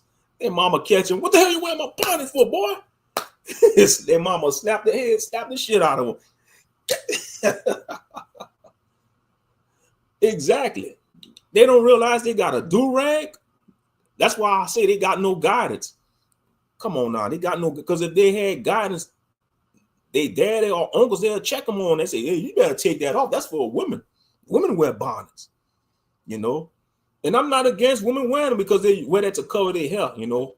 But I get what the complaints about them wearing in public for, you know. But to each his own, though. But when I see these young cats wearing bonnets on the internet or in public, that's just I just shake my head. I be like, what the hell is going on? That's how you know the world is out of order. The world is out of order. You ain't gonna catch me wearing that no bonnet.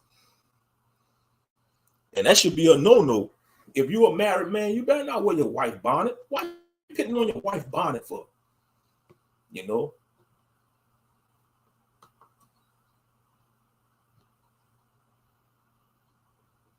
It's a spiritual thing. Hey, that's a good statement right there, bro. Let's see what he said. That is true. How the young women be looking, how the young women looking like they 60, but the 50 and 40 looking like they 30 and 20 something, man, right? It's a generational thing, you know. It's like, because a lot of these older women, you know, they from Gen X, millennial, you know, like a lot of women, you know, in their 50s, I'm gonna say like in their late 40s and 50s, that's Gen X women. And when you got some millennial women that had their stuff together or have a good mindset, but they probably wiped up. But yeah, a lot of Gen Z women, man, yeah, they looking way older than that. That's a true statement. You got a lot of Gen Z women. I'm talking about 25-year-old women looking way older than women that's in their 60s and 50s. And a woman that's in their 50s and 40s and 60s looking more youthful than them because they live the life. And I'm sure, you know, they had their issues, you know, but yeah, it's crazy. The world is upside down. Because people say that about me, you know, I'm 41. Like my niece, she said, I thought you was in your 30s. She said, some people still think I'm in my 30s or late 20s. And I'm 41. I just turned 41. I'm 41.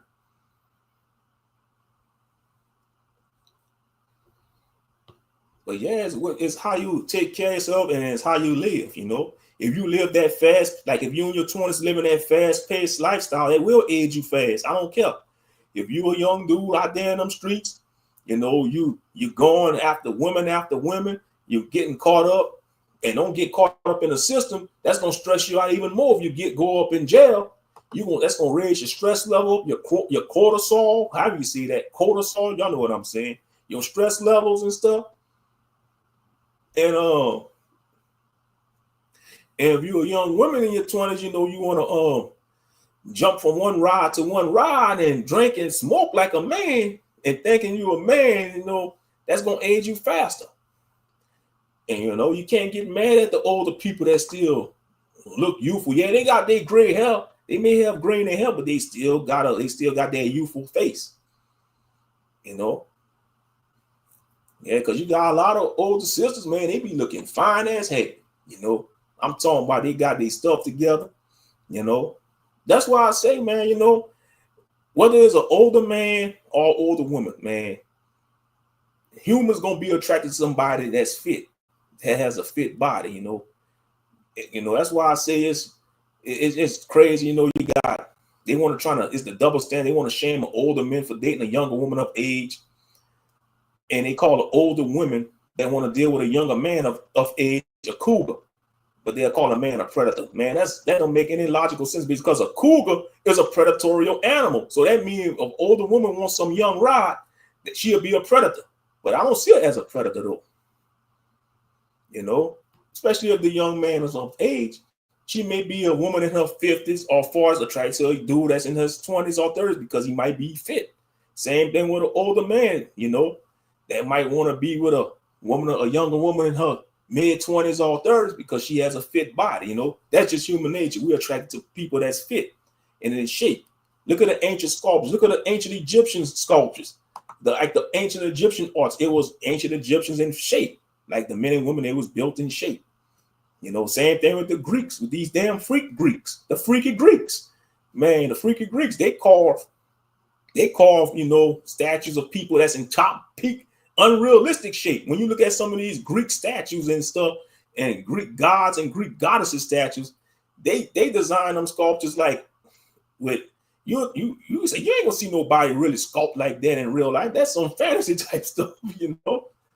Yeah, I know I'm all over the place, but welcome to the chat, Crystal Landford. Welcome to the chat.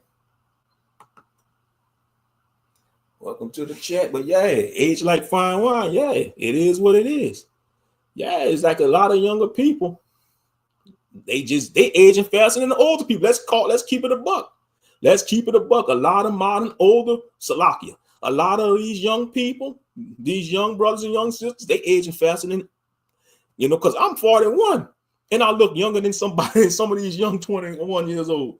I just turned 41. And it's crazy. I can't believe I'm 41. I don't feel 41. You know, look wise at least. It's crazy because I'm born in 1984. I'm a millennial. I don't have no reason to lie on my age. I was born in May 12th, 1984. That's what it says on my birth certificate.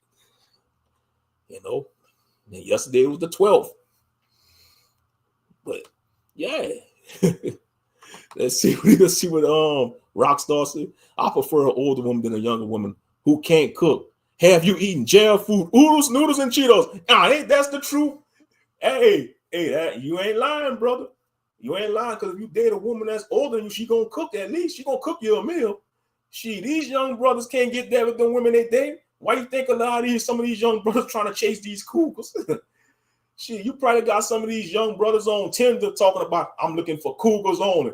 I'm looking for a cougar to cook me a good meal. I'm saying that might be on their profile. You never know. And you might have the younger woman looking for a sugar daddy. You know, it is what it is, man. You can't. Humans are a trip, man. The human race is a trip. Humanity gonna be humanity. It is what it is. Humanity gonna be humanity. Humanity gonna be humanity.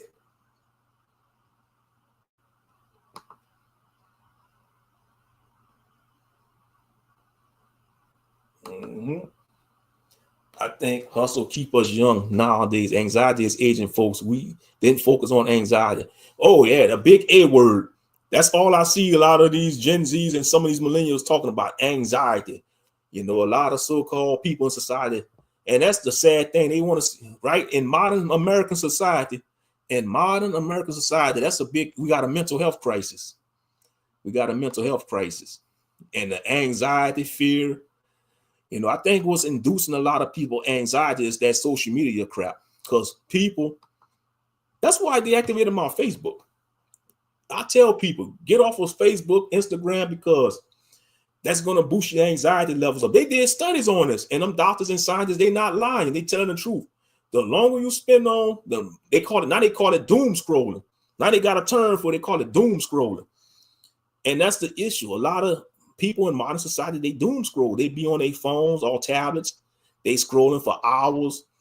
And if you keep scrolling and looking at how other people living their lives on the gram or Facebook, I call it fake book. I call it Insta fake for Instagram. You fake for or fake tube for YouTube. I call it fake tube for YouTube. Facebook, fake book. Instagram, Insta fake. Yeah. Doom scrolling. Yeah, that's what they call it. Basically, doom scrolling is you're just scrolling for endless hours on social media. Just, you know, scrolling posts, looking at other people's posts, being nosy, you know. And all that's going to do is assault your mental health if you're not strong enough. That's all they're going to do. Whether you're strong or not, it gets to anybody. Because you're going to start seeing people, you thinking they living a better life than you, but they just showing you it could be an illusion. You know? Like when you see some of these Instagram models taking pictures on a beach at a resort by herself, she got no man or family. Somebody flew her out. One of these older guys, they may got a lot of money, flew her out to Miami. Like a lot of these older guys in Miami, they got yachts. That's all they do. Summertime about to come. They're going to be having a lot of yacht parties. The movers and shakers in these big cities, like in Miami, LA, like a lot of these older guys, I'm talking about they in these 60s and 70s. They getting their Hugh Hefner on. Let me just call these, I'm going to just say what it is. They're going to be getting their Hugh Hefner on. A lot of these damn old buffoons that got money. And that's the crazy part about life. You got a lot of buffoons got money. It's like the buffoons are winning. That's crazy. The dummies, they even had videos about they talking about why dumb people succeed in life better than you. You know, because this world values stupidity. The world values stupidity. Don't let nobody try to pitch y'all down because you intelligent and you don't want to be a dummy or a buffoon. Because I've seen a few videos like that on YouTube. They talking about why dumb people are succeeding in life and doing better in life than you know, because this world value American society values buffoonery, and these dumb buffoons, they selling their soul. Like I talked to my brother yesterday. You know, I talked to my brother yesterday, and I was telling him about YouTube. I was saying, look, bro, my blood brother, you know, my blood brother, about you know, my younger brother. I'm 4 years older than him, you know, and I was telling him, I said, look, these clowns on YouTube that got 1 million subscribers, they selling their soul. They selling their soul. You know, they selling their soul to get to where they get to. It is what it is. You know, and they not doing too well neither. A lot, and that's the truth. You see, people think the more subscribers you have, the more money you know. It's about views. It's about the views, the clicks, and the ad revenue. Because you got people that got 2 million subscribers. They're not even making 20,000 a month. I'm talking about people, they got 2 million subscribers. They probably making the most they probably making monthly is a couple of grand. They're not even making in the double digits. They probably might make maybe just 8,000, 5,000. Because I noticed that. I noticed lately, a lot of the big channels, their views going down. They're not getting 20,000 views. They getting like 8,000 views, 10,000 views. You know, I mean, this YouTube thing is, the YouTube market is brutal. It's brutal. The algorithm is brutal. Yeah, that part right there, brother. That part. How you sell your soul and still broke is wild. That's why I say the devil is the ultimate double crosser, man. He'll let you ride on the clouds for a while, and then he gonna yank your ass back down to earth. The devil. That's how you get down, man.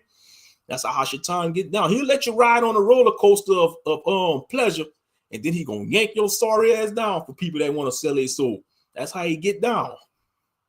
That's how the devil get down.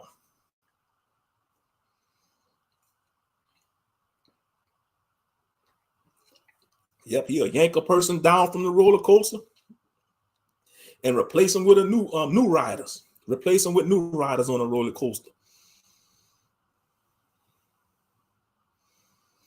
Yeah. Anyway, man, it ain't worth it. You know, that's what I see. Yeah, because they trying to shame intelligent people. I saw a few videos, you know, they have some of these conscripts talking about why dumb people succeed in life. And they want to try to justify it, saying that they take risks. Yeah, ain't nothing wrong with taking risks, and saying they keep on trying and trying. No, they just know somebody, they just get lucky. Some buffoons just have a luck spirit on them. You know, and it all goes back to what I was saying earlier. Some people are dealt a good hand, some people are dealt a crappy hand. Sometimes a buffoon have better luck than an average person. You ever heard the term that somebody got more luck than sense? That is true. That's a true statement. And a lot of these so-called buffoons and weirdos that's doing these prank videos and skits, the reason why they got successful channels because people support stupidity. It is what it is. That's to just show you that the majority of people in society are dumb. They stupid. NPCs, stupid ass NPCs with no souls. They would rather see a damn baby mama, baby daddy skit or whatever type of skit. And don't let it be one of these guys, he got a attractive women, because you know, sometimes you got these men, they pay these attractive women to be in these skits. Now it might be their girlfriend or baby mama or wife, but why would a logical man want to do skits with his wife, knowing that you got thousands upon thousands of men lusting after your wife or girlfriend, and they might try to plot to take your woman, and you can't get mad when Casanova smooth talk your woman, and you know, because they will got them Casanovas will get to your woman if you keep putting your woman out there on the internet. You know, man, you got some smooth talking Casanovas out there. You know, they got the gift of gab, they got that silver tongue. You know, and next thing you know, your lady, she be in the arms of another guy or man. You know, but I don't get it. They want to do these damn skits, man, these dumb ass skits, man. And they got a big channel. Their channel's doing well. And don't believe the hype. You see them in their Lamborghinis, they're renting them cars. All you see them driving. If you see a 20-year-old driving a Ferrari, he either renting that, he's renting that car. The only way you see, if he got money like that, he's the son of somebody that's rich. He a Richie Rich. Like that movie Richie Rich. He a Richie Rich child.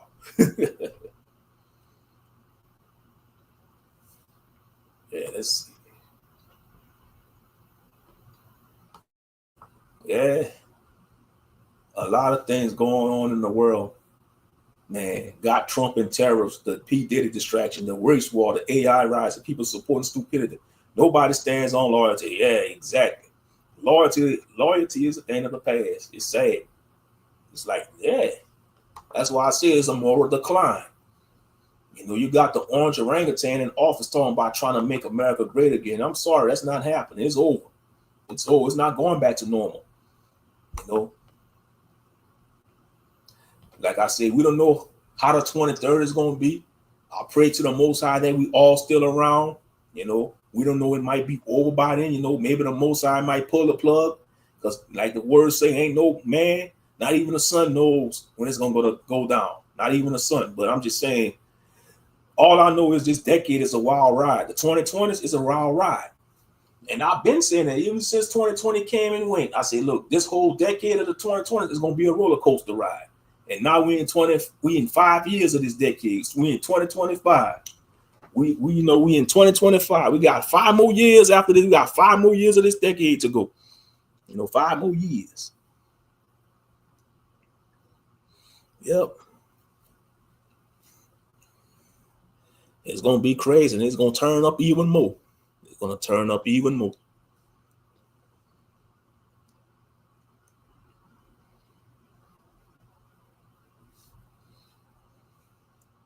Yeah.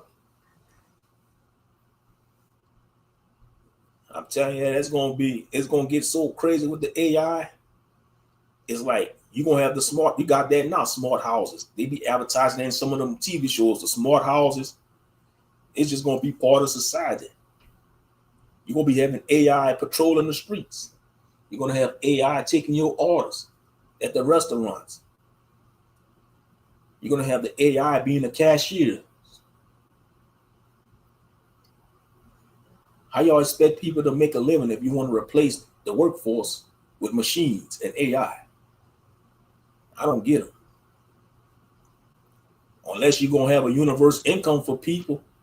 But if they do that, you see some people want that, but that's gonna be a double-edged sword, a universal income.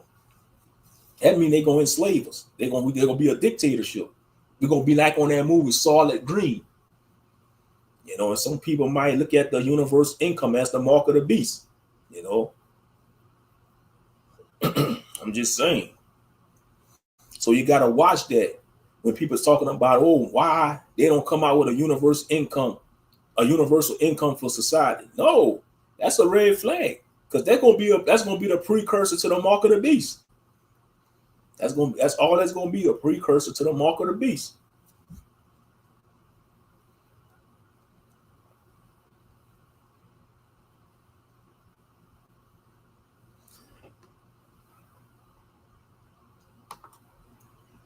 And yeah, that's what's hurting the relationship and dating market, the ghosting.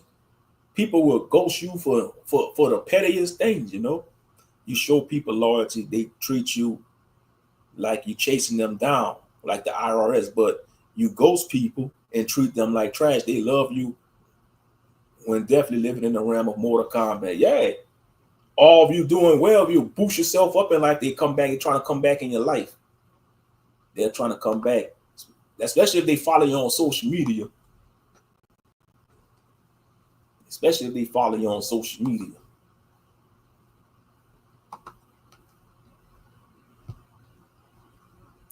Oh shit, do you think Cassie and Puffy on court because of their adolescent years? Nah, Puffy in court, man, for all the crazy debauchery he did, brother. You see, Puffy, let me tell you about P. Diddy, Yaquaba.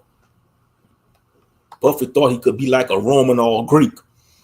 And them Gentiles ain't gonna let you out Greek and Roman them when it comes to freaky dick and stuff like that, and being hedonistic. Y'all know what I'm trying to say. Hedonistic, being a hedonist, that H word, being a hedonist, they're not gonna let you out. They're the champions of that, man. The descendants of the Gentiles, the Greeks and the Romans, man, they're not gonna let you out. They're not gonna let you out freak a Greek.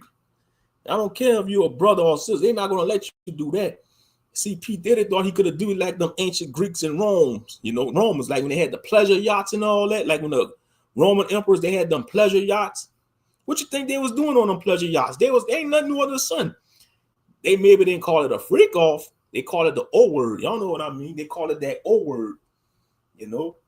Because, you know, YouTube, wow, man, they don't want you, they want to censor you on YouTube. You can't, you got to watch what you say on here. That's what's stupid. Yeah. So I'm going to just say an ancient freak off, ain't nothing new under the sun. Yeah. And I think what he's on trial for that, and that he betrayed the order, the industry. They after him for something. They want to humiliate him. It's a humiliation ritual. And now they coming after Smokey Robinson. Y'all see what I don't like about it? They want to make black men the face of SA. Y'all know what I mean by SA. S assault. SA. Now they trying to come against Smokey Robinson, man. They want to say 4 women accuse him of the R word. What I see this, it's an attack on brothers. They want to make brothers the face of SA. Y'all gotta watch that. And what it's gonna do is gonna make society look at us sideways even more. Like they've been looking at us sideways. Because one brother mess up, the whole world look at us as one big N-word. Yeah, they want to come after Smokey Robinson. I think what that is, they trying to take him out. They want to stress this man out. They want to take him out because you're worth more dead than alive. In the music industry, you are worth more dead than alive. So they might trying to take him out. They trying to take out Smoke. See, that's their goal. They want to take out all the black musicians, and they're going to try to claim the music for themselves. Exactly, man, 85 years old, and they coming after him like that. 85 years old, let the man live the rest of his life in peace. I think that's false accusations. I don't think he did that. Nah, that's crazy. Nah, they could have been groupies. What about these old rock stars over like Nick Jagger? You don't think that old heathen had a lot of groupies? Why? Why did not coming after them old rock stars like Aerosmith, Steven Tyler, Guns N' Roses? You don't, man, come on now. They want to go after the brothers, man. These rock stars in the 70s and 80s, they had more groupies than the rappers, man. Let's call a spade, man. These so-called rock stars like Kiss, like Gene Simmons, you know, I bet you he had a high. They want to talk about women's body count. Man, Gene Simmons probably had a higher body count than Wilt Chamberlain. Wilt Chamberlain. I bet you all these old rock stars like Gene Simmons from Kiss, the guitars from Aerosmith, Led Zeppelin, man. Even the goddamn Beatles. I bet you them damn corny heathens from England had a lot of groups. The Beatles. Man, the hell the Beatles. They corny, man. I wanna hold your pain. Oh, lame ass music, man. Gee, I don't know what you was thinking, Michael Jackson. Want to buy the Beatles catalog. Out of all the musicians, you gonna want to buy their catalog? We don't need the Beatles in our history as black musicians. To hell with the Beatles, man. I know they popular, you know, they walk on history, but I don't get down with those damn Beatles. The damn Beatles, they from the UK. Shucks. They want to accuse old Smokey, man. Leave old Smokey alone, man. Leave old Smokey alone. And I think that's a trend. They're going to try to go after all the so-called black music. I won't be surprised they try to go after Ronald Isley next. I'm telling you. You heard it from here. Don't be surprised if you see on an article, now they're going after the Isley brothers. They're going after Ronald Isley and Ernie Isley. They're the last two left, too. That's sad. They're the last two left of the Isley brothers. Yep.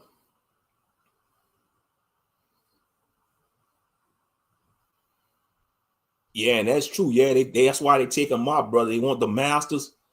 Because you're worth if you're a popular musician or artist, you're worth more dead than alive.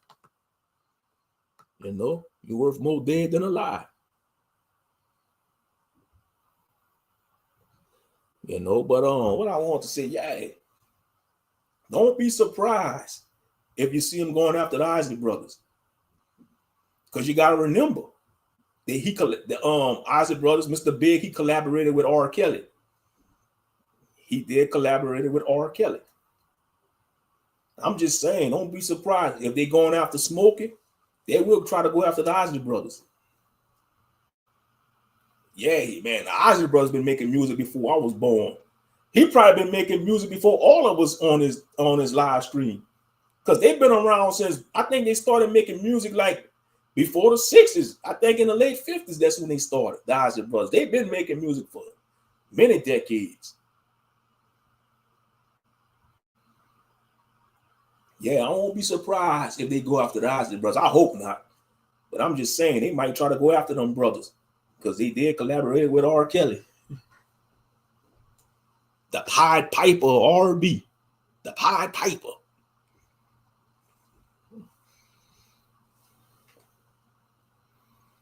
But y'all hang tight. I'll be back.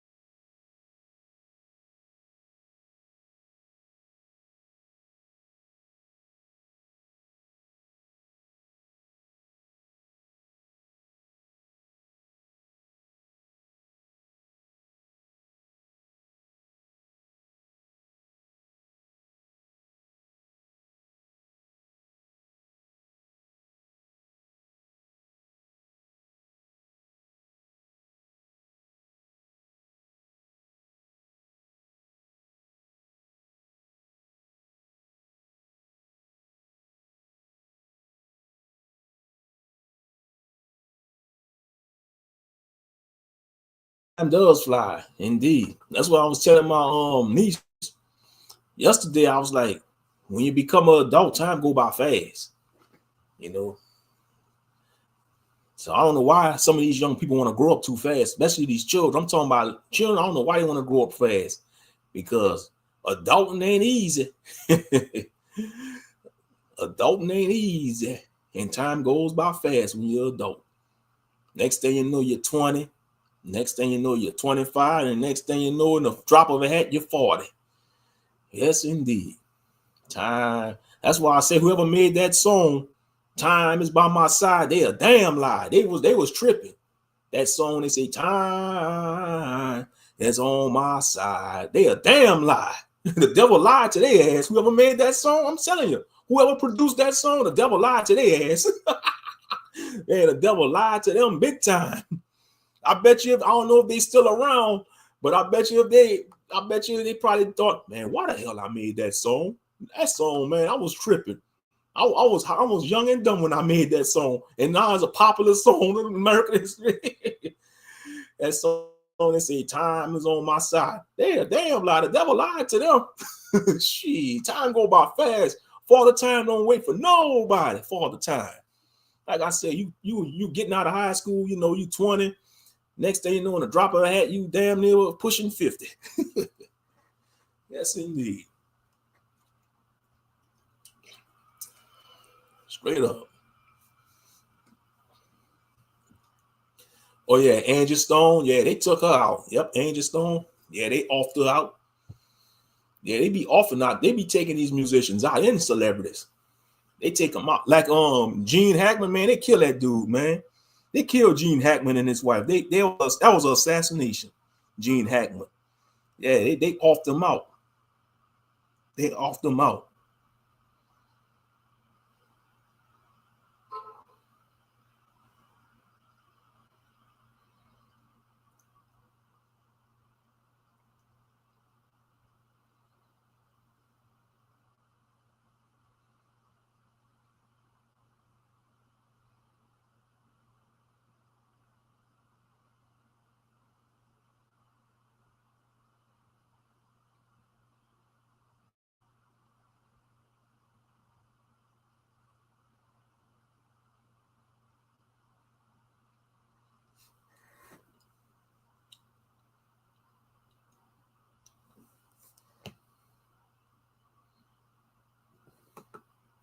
I'm here. I'm still here, Naomi. I'm still here. It said the wreck didn't really kill her. I don't know, but I know they took her out, though. They took her out.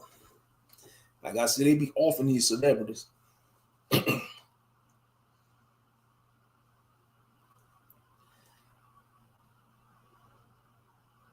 Yeah, that could be possible too. They could have had somebody close. It'd always be somebody close when they line up somebody. Yep, that's a possibility too. Mm-hmm.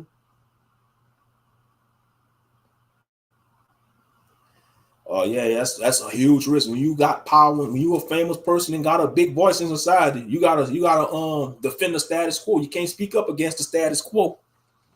You can't speak up against the status quo. Unfortunately, if you keep doing it, they're gonna cancel you. Sometimes they'll cancel you. Sometimes they'll cancel you permanently. And unfortunately, they did that to Angie Stone. Unfortunately.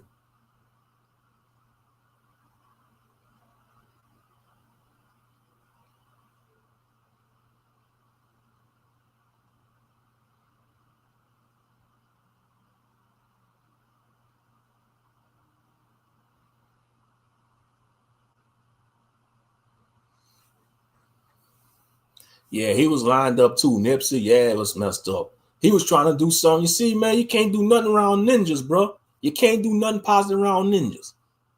Haters, bro. I'm telling you, hating ass ninjas are dangerous. A hating ass ninja is dangerous, bro. They very dangerous.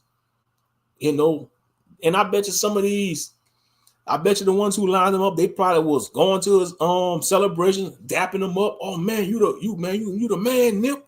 You that brother, Nip. You this and that. And deep down inside, they was like, oh man, I can't stand that. I can't stand him. We gotta do something about him. We gotta do something about him. You know. That's why I say, you know, they lined them up, man, his own people. You know. I bet you Whack 100 and Big U, they know they probably was part of that, lining them up. And Whack 100, he think he could threaten anybody on the internet. He trying to intimidate people. He was trying to threaten Aaron the Plumber. I saw a video yesterday on one of them content creator channels. He was trying to threaten Aaron the Plumber, and Aaron the Plumber said, "Man, no, we're gonna do it the fair, man. We could catch a fade. Where you at? Where your location? I'm not gonna tell you my location." That's what Aaron the Plumber said. I don't blame him. You know, yeah. Yeah, Whack 100 think he could threat people, man. Talk about he gonna send his goons. You ain't why if he's big and bad, why he don't do that? Why he don't talk that? Why he don't have smoke for the Mexican mafia? He ain't gonna talk that to them Latino gangs in LA. He talk all that Pyru shit, but he ain't gonna talk that. Let a Hispanic content creator talk shit about him. He ain't gonna threaten that Hispanic content creators. He know better. The Hispanics got a whole army. They got the Mexican mafia, they got MS-13, and they got the damn cartels in Mexico. They got an army. I was telling that to a damn crazy white boy at my job the other day. You know, cause you know he was lusting after a Hispanic woman. You know, and yeah, she had a nice ass on her, but her face, you know, she was average at best, and the way she dressed like, you know, she dressed like she want that attention, but. He was lusting out. He was like, man, I like to tap that. I was like, man, you don't know, she might have ties with the cartels. And he was like, man, I'm crazy. You know, he was talking this shit. You know, one of them crazy white boys. He worked for McDonald's. He was like, man, I'm a savage. I was like, that don't mean nothing. Them cartels demonic. I say, even ISIS don't fuck with the cartels. And I'm saying to myself, I say, this damn heathen would rather die, trying to die over love, man. Because the Hispanic man, you can't just go holler at no Hispanic woman, boy. Them Hispanic men, they'll jump your ass. They're very insecure about their woman. I won't say insecure, I say protective. And I respect that. That's one thing about the Hispanic community. They will check non-Hispanic. You better not holler at their woman. Go in their community, think you can just take one of their women. They will jump your ass or try to shoot at you. And I respect that. You see, Negroes don't do that shit. They'll let some of these non-blacks go in the hood. You know, these damn posing as Malibu most wanted white boys, and they have their pick of sisters, man. Y'all need to step y'all game up, brothers, man. Shit, be on code. That's how it's supposed to be. You know, that's universal law. That's universal law. You don't let a damn invader come in your village and think they could have your pick of your women. Shit, you're supposed to destroy them. That's universal law. Even, you know, you think you're gonna go on a different planet. Say if you could go travel to a different planet. You think them aliens gonna let you take their best women? Man, they gonna vaporize your ass. They gonna vaporize your ass and throw your spaceship into a black hole. Or feed you to one of them damn creatures on their damn planet. Exactly, not playing. That's what I told that crazy white boy. I was like, man, shit, you go ahead and mess with that woman, and she might got some cousins, man, because they got a lot of cousins. Them Hispanics, they got a lot of cousins, and I'm sure some of their cousins in the damn gangs or MS-13 or got ties to the cartels. He talking about, or he was talking, and she said, man, I got guns that could go through stuff. I say, what you going? I'm saying to myself, I say, man, they got a whole army. You one man, I don't care how many guns you got. Shit, them cartels, man. One thing about the cartels, they will keep sending people till they get you. Look what they did to Scarface. Shit, y'all know that won't happen in real life. Like if you watch Scarface, how he was taking on a whole army of cartels, that he won't last long like that in real life. He probably would have killed a few of them, but in reality, they would have took him out quick. They would have took him out quick. He taking all them bullets, man, like he's Superman, talking about, you want some of me? Huh? You want some of me? Say hello to my left. Man, in reality, man, that won't even work. After a few shots, he'd have been down. I'm telling you, the cartel, they crazy, they demonic. And a lot of these cartels, man, most of the higher ups in the cartels not human. They could be reptilians or evil entities. You know, shout out to Paranormal Roundtable because they did an episode about the reptilians. And I believe that too.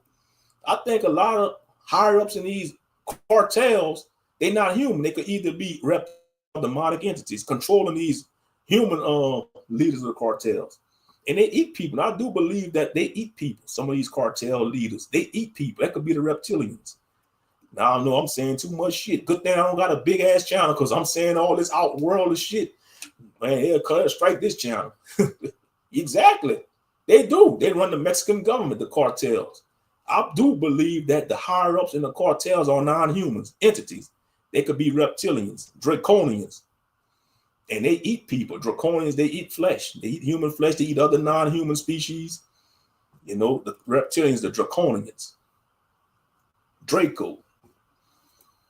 That's why they do all, that's why they torture.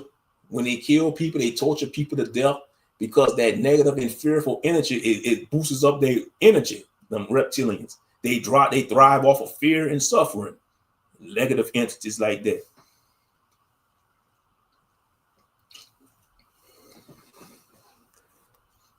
Oh, yeah. Talking about, he was talking shit, talking about, oh, I got more guns, I got guns that could go through stuff. I'm saying to myself, I say, this dude cool. I'm saying, you really ready to die trying to get at that lady? You know, don't even know she's dealing with a crazy dude, a crazy Hispanic dude. Shit. Yep.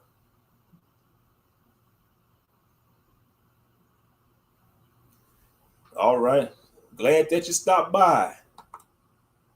Yeah, real life is calling me. I'm so glad you two put this channel on my recommend. Great commentary and wonderful chat. See y'all beautiful people next time. Stay blessed. Likewise, thank you for stopping by, Crystal Landford.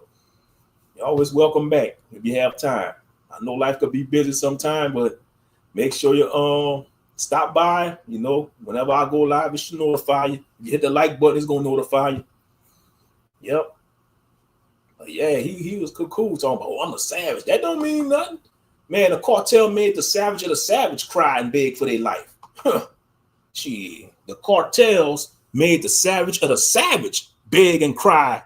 I'm talking about begging them to shoot them while they torturing them, probably begging them to say, just shoot me, man. Just nope.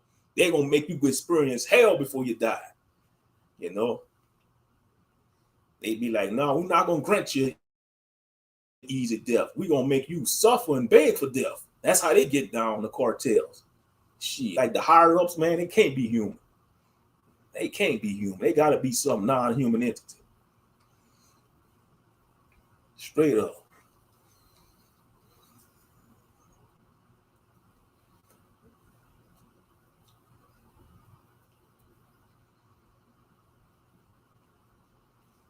Yep. Same thing in our government. You know, like the higher ups and these world leaders, man, they non-human entities. Some of them. The uncanny valley, man, that's a real theory. The uncanny valley. You know, that's a real theory. The uncanny valley. You know, like they say the truth is stranger than fiction. That is true. The truth is stranger than fiction.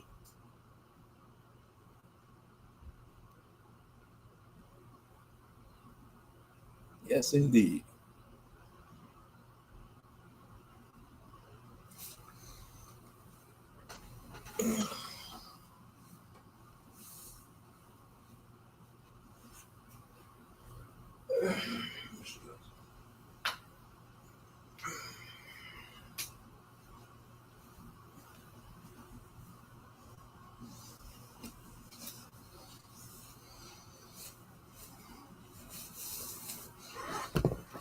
All right, we're at 2 hours already. Yeah, I tell you, that time fly indeed. Yep.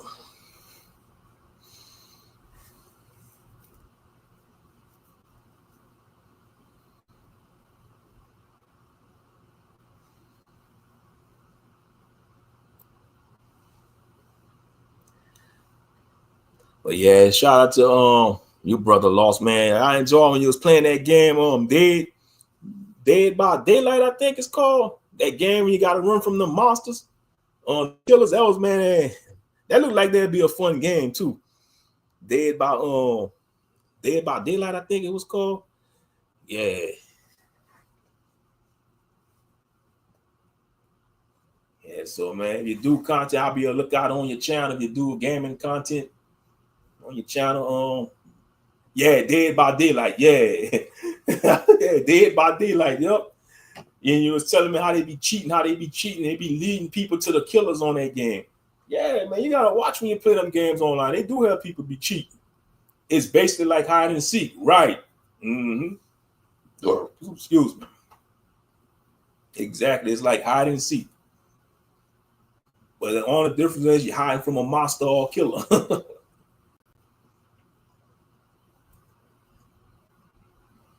I'm surprised they ain't gonna make a sequel. They see the first one doing so well, they got all them extra DLC, you know. So I guess they gonna hold on. Bro, my teammate was cornballs. Some buffoons and cornballs, huh? But yeah, the online gaming community, it can be toxic though, especially Call of Duty. I heard stories about Call of Duty. You see, that's one of the things I hate about the internet. It gives these mice, and when I mean mice, people in real life, they won't even talk crazy to people in real life like that. They be on the internet, be talking crazy to people, thinking because they think they could get away with it. So they figure they could disrespect a grown man. That's what Angry Man be going through a lot. That's when I was talking about how Angry Man, what he deal with when he go on them panels. They get on these panels or get online and talk crap to a person, think they could get away with it. But they know daggone well in real life, they won't talk like that to somebody. They won't even talk to their boss like that on the job. You got some of these clowns being an online gaming community, calling you out your name, cussing you out, calling you with the racial slurs, but they won't even talk to their manager at their damn fast food job like that because they know they'll get canned. They'll lose their job. But they get on these computer screens or TV screens or, you know, playing online on Xbox, PlayStation, or if they playing on a gaming PC online, they talk to people any kind of way they want because they figure they far away and they in the safety of their own home. But they won't talk to nobody like that in real life. GTA is one of them games where you gotta smack talk. I figure that's why I don't play GTA online. I don't do it. I'm 41 years old, man. I'm not raising my blood pressure up to no rando that live thousands of miles away. Especially if I can't find them and teleport to them, they lucky. If I could have teleport instant transmission and find where they at, I'll test their jaw. Say like Angry Man, if you was in my face talking like that, I'll test your jaw. Meaning punch him in the face. That's what that Angry Man told that clown on that episode. If you was in my face, I would like to test your jaw.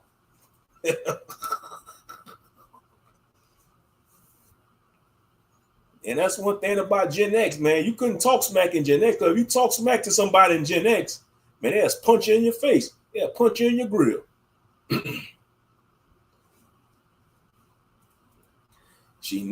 In Gen Z, if you beat somebody's ass in Gen Z, you got to worry about getting shot or getting unalive. You know, it's like, man, you beat somebody, you give somebody a good ass whipping, man, you got to watch your back. Because they're going to come back and try to unalive you. Come back with the damn Draco. Oh, man, he beat me, man. Yeah, he knocked my ass out, but I'm about to get the Draco. I'm about to smoke on his pack with this Draco. Man, don't do it, man. Man, fuck that nigga, man. That nigga knocked me out. No, man. He embarrassed me in front of my girl, and my mom's like, oh, no, I got to get the Draco. I got to get the Draco for that nigga. I'm going to ride on that nigga. We're going to ride on that nigga, man. Come on, who with me, man? Get y'all Dracos, man. I ain't letting that shit slide, my nigga. I ain't letting that shit slide, my nigga. Oh, no, he knocked my tooth out. No, he got to pay. I'm going to empty the whole clip on him, and I'm going to make his mama one child short. Man, that's how they get down, bro, them YNs. Straight up wicked, bro. That's why I say best thing to do to your business. That's why you can't go. You gotta avoid them. You can't be around a lot of buffoons, man. And that's sad.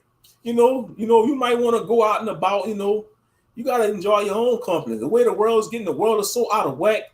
You'd be better off enjoying your own company, or keep your circle small.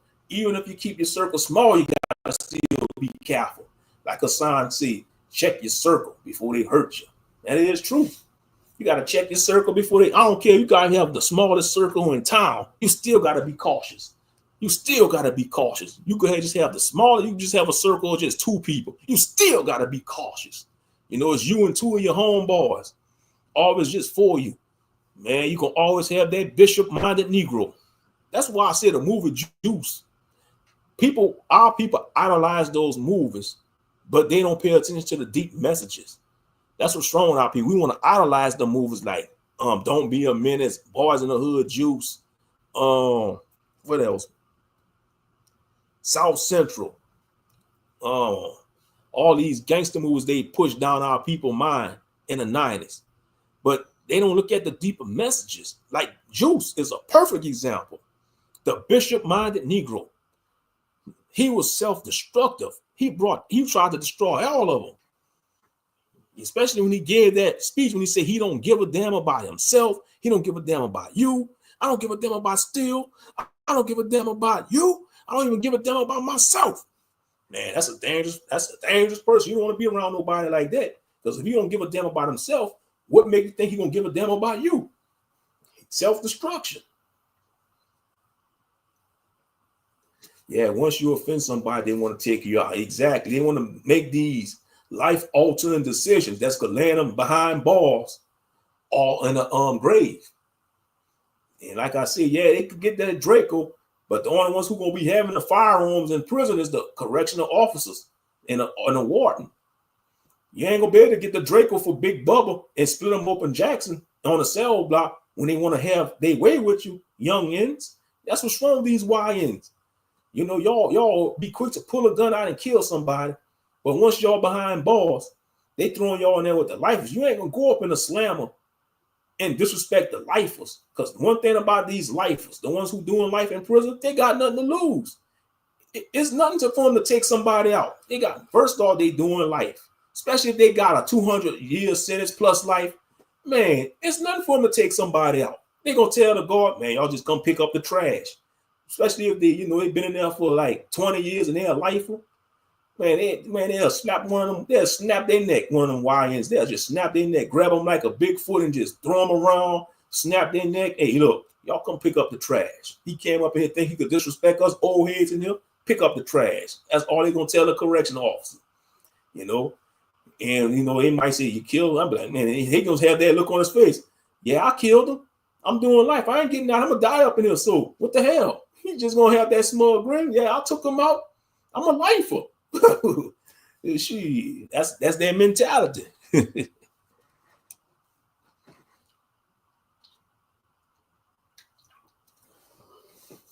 Oh yeah, exactly. That's what they need. You see, people that talk online, talk greasy to people online, they never got punched in the face or slapped, and they think they could get away with it because there was a way you could give them repercussions for talking greasy to you. They won't be talking greasy to people online like that. They wouldn't. They wouldn't be talking crazy like that to people. If they could have had a way to get consequences and repercussions, ain't no way they'd be talking crazy like that to people online. Ain't no way.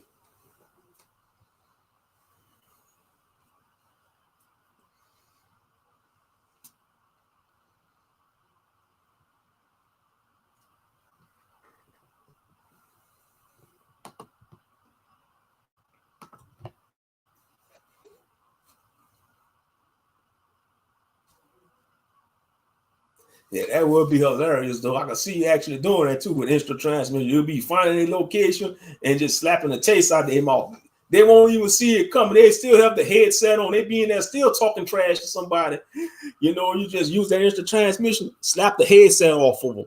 Slap them so hard, even the headset will fall off of them. They fly, slap them so hard, the headset will fly across the room and probably break. That'll be so funny too. Be like, just tap him on the shoulder. Hey, you remember me? Slap him silly.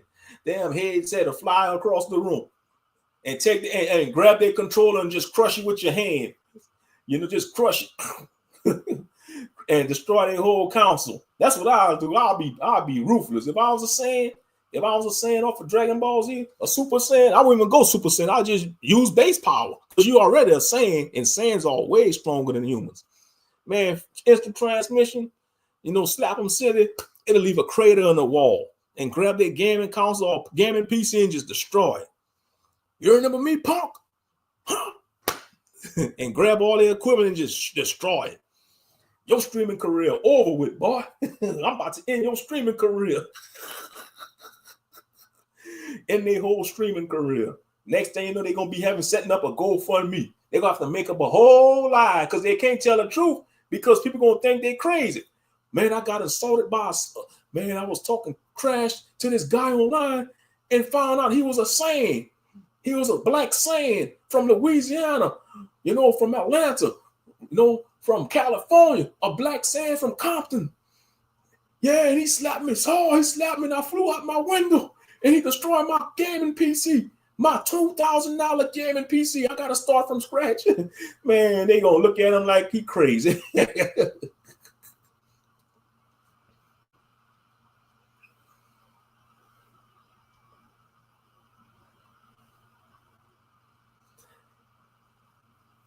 Or using instant transmission, dropping people from the Empire State Building, then coming back to get them before they hit the ground. That scared the heck out of them. That's what I be telling people at my job when I see people do dumb stuff. I say, man, if I was a superhero, I'll pick them up. Like I'm flying with them and I'll go drop them on top of a water tower, leave them on a water tower. Because the city I live in, we got a lot of water towers. I'm sure y'all probably got water towers in some of y'all cities and towns. Like in the city I live in, we got about at least 4 or 5 water towers. That's what I'll do, man. You know, like, man, you better put me down. Okay, want me to pitch it down? I'll put him on top of, I'll leave him on top of a water tower and say, y'all come get his ass now. Y'all come get him. Gee, you better call a damn search and rescue. That's what I'll do. I'll go drop him on a tall platform or something, a tall building or platform, and leave him up there. Like Hancock did, like on the movie Hancock, when he pick up them cars, them bank robbers, and he dropped the car on top of that building. He was like, call me asshole one more time. Yeah, he dropped that car on top of that building, on the tip of the building, actually. He dropped it on the tip of the building.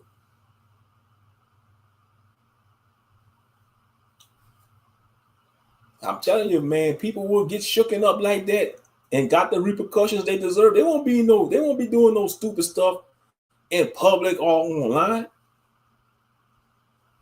They wouldn't.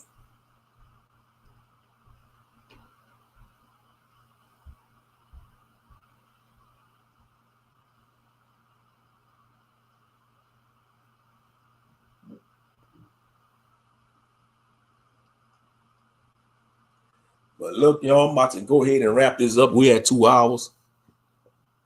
Y'all enjoy the rest of y'all day. You know. Yeah, go ahead and enjoy the rest of my day, because I gotta go back to work tomorrow. You know them off days go by fast. That's one thing about your days off. Them off days go by fast. Work days actually go by fast too. I noticed that it don't matter if you're off or you're working. Even the work days go by fast.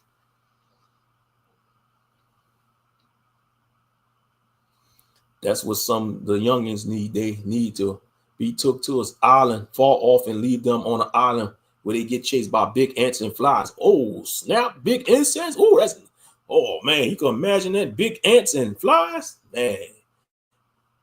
And the wasps, don't forget to add the bees and wasps, big wasps and mosquitoes. Oh, that'll really shake them up. Any type of big insect, I don't care. You see, if they lucky insects don't grow big size.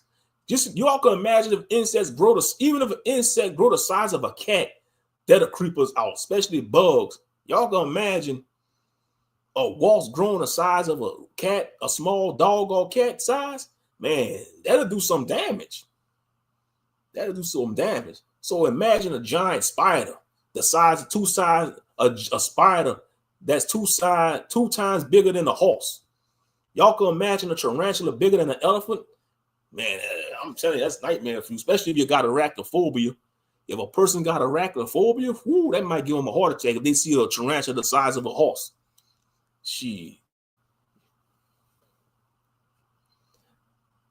They'll shake anybody up, wake up in a spider web. Hell yeah, waking up in a spider web. And you know what's scary? You know what's scary about being a prey of a spider? They will actually web you up. They will web you in the web and leave you in, they will preserve you while you're still alive. And until the time is right, that's when they come get you. That's when they come eat you. They come they drain your insides out. That's how they kill their prey. Like they'll let their prey get sometime trap up in the web, and then they'll just use their mandibles or fangs and drink the insides out of their prey. So imagine that somebody waking up in a giant spider web and they being preserved to be food for the baby spiders, the itty little baby spiders. Them baby spiders gonna chew their ass up. I see. Yeah, them baby spiders gonna chew their ass up. Yep, their baby spiders might look cute, but they gonna still be deadly spiders. They gonna chew them up.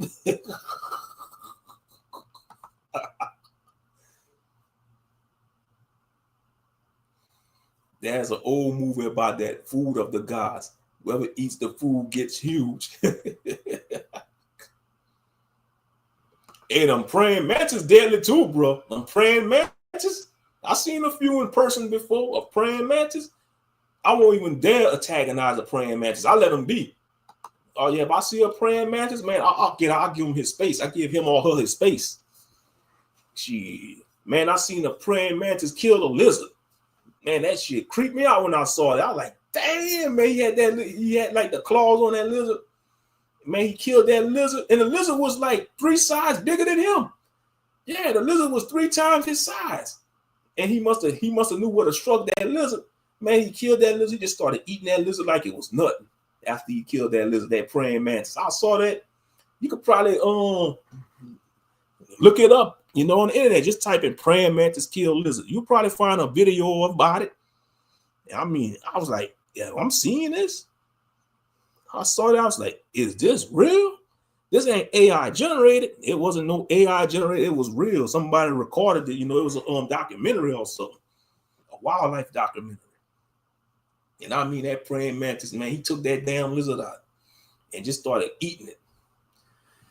Shit, that praying mantis like, man, I'm eating for a week on this damn lizard. I got dinner, I got supper and breakfast. Yes, indeed.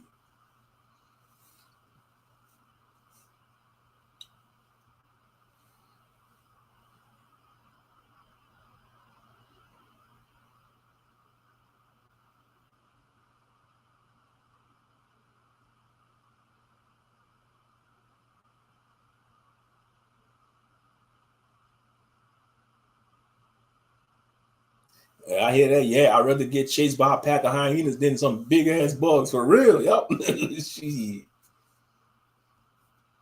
Oh yeah. Talk about that'll be a damn hellscape, man. You waking up in a world of insects, the biggest creatures on earth, even bigger than the animals. That's nightmare fuel right there. That's nightmare fuel. Y'all can imagine a big giant flying insect just picking up a lion like it's nothing, eating that lion. Man, you'll be like, man, the lion the king of the jungle no more. The lion is the king of the jungle no more after that. Well, anyway, man, y'all enjoy the rest of y'all day. Y'all have a blessed day. I'll catch y'all on the next one. Peace.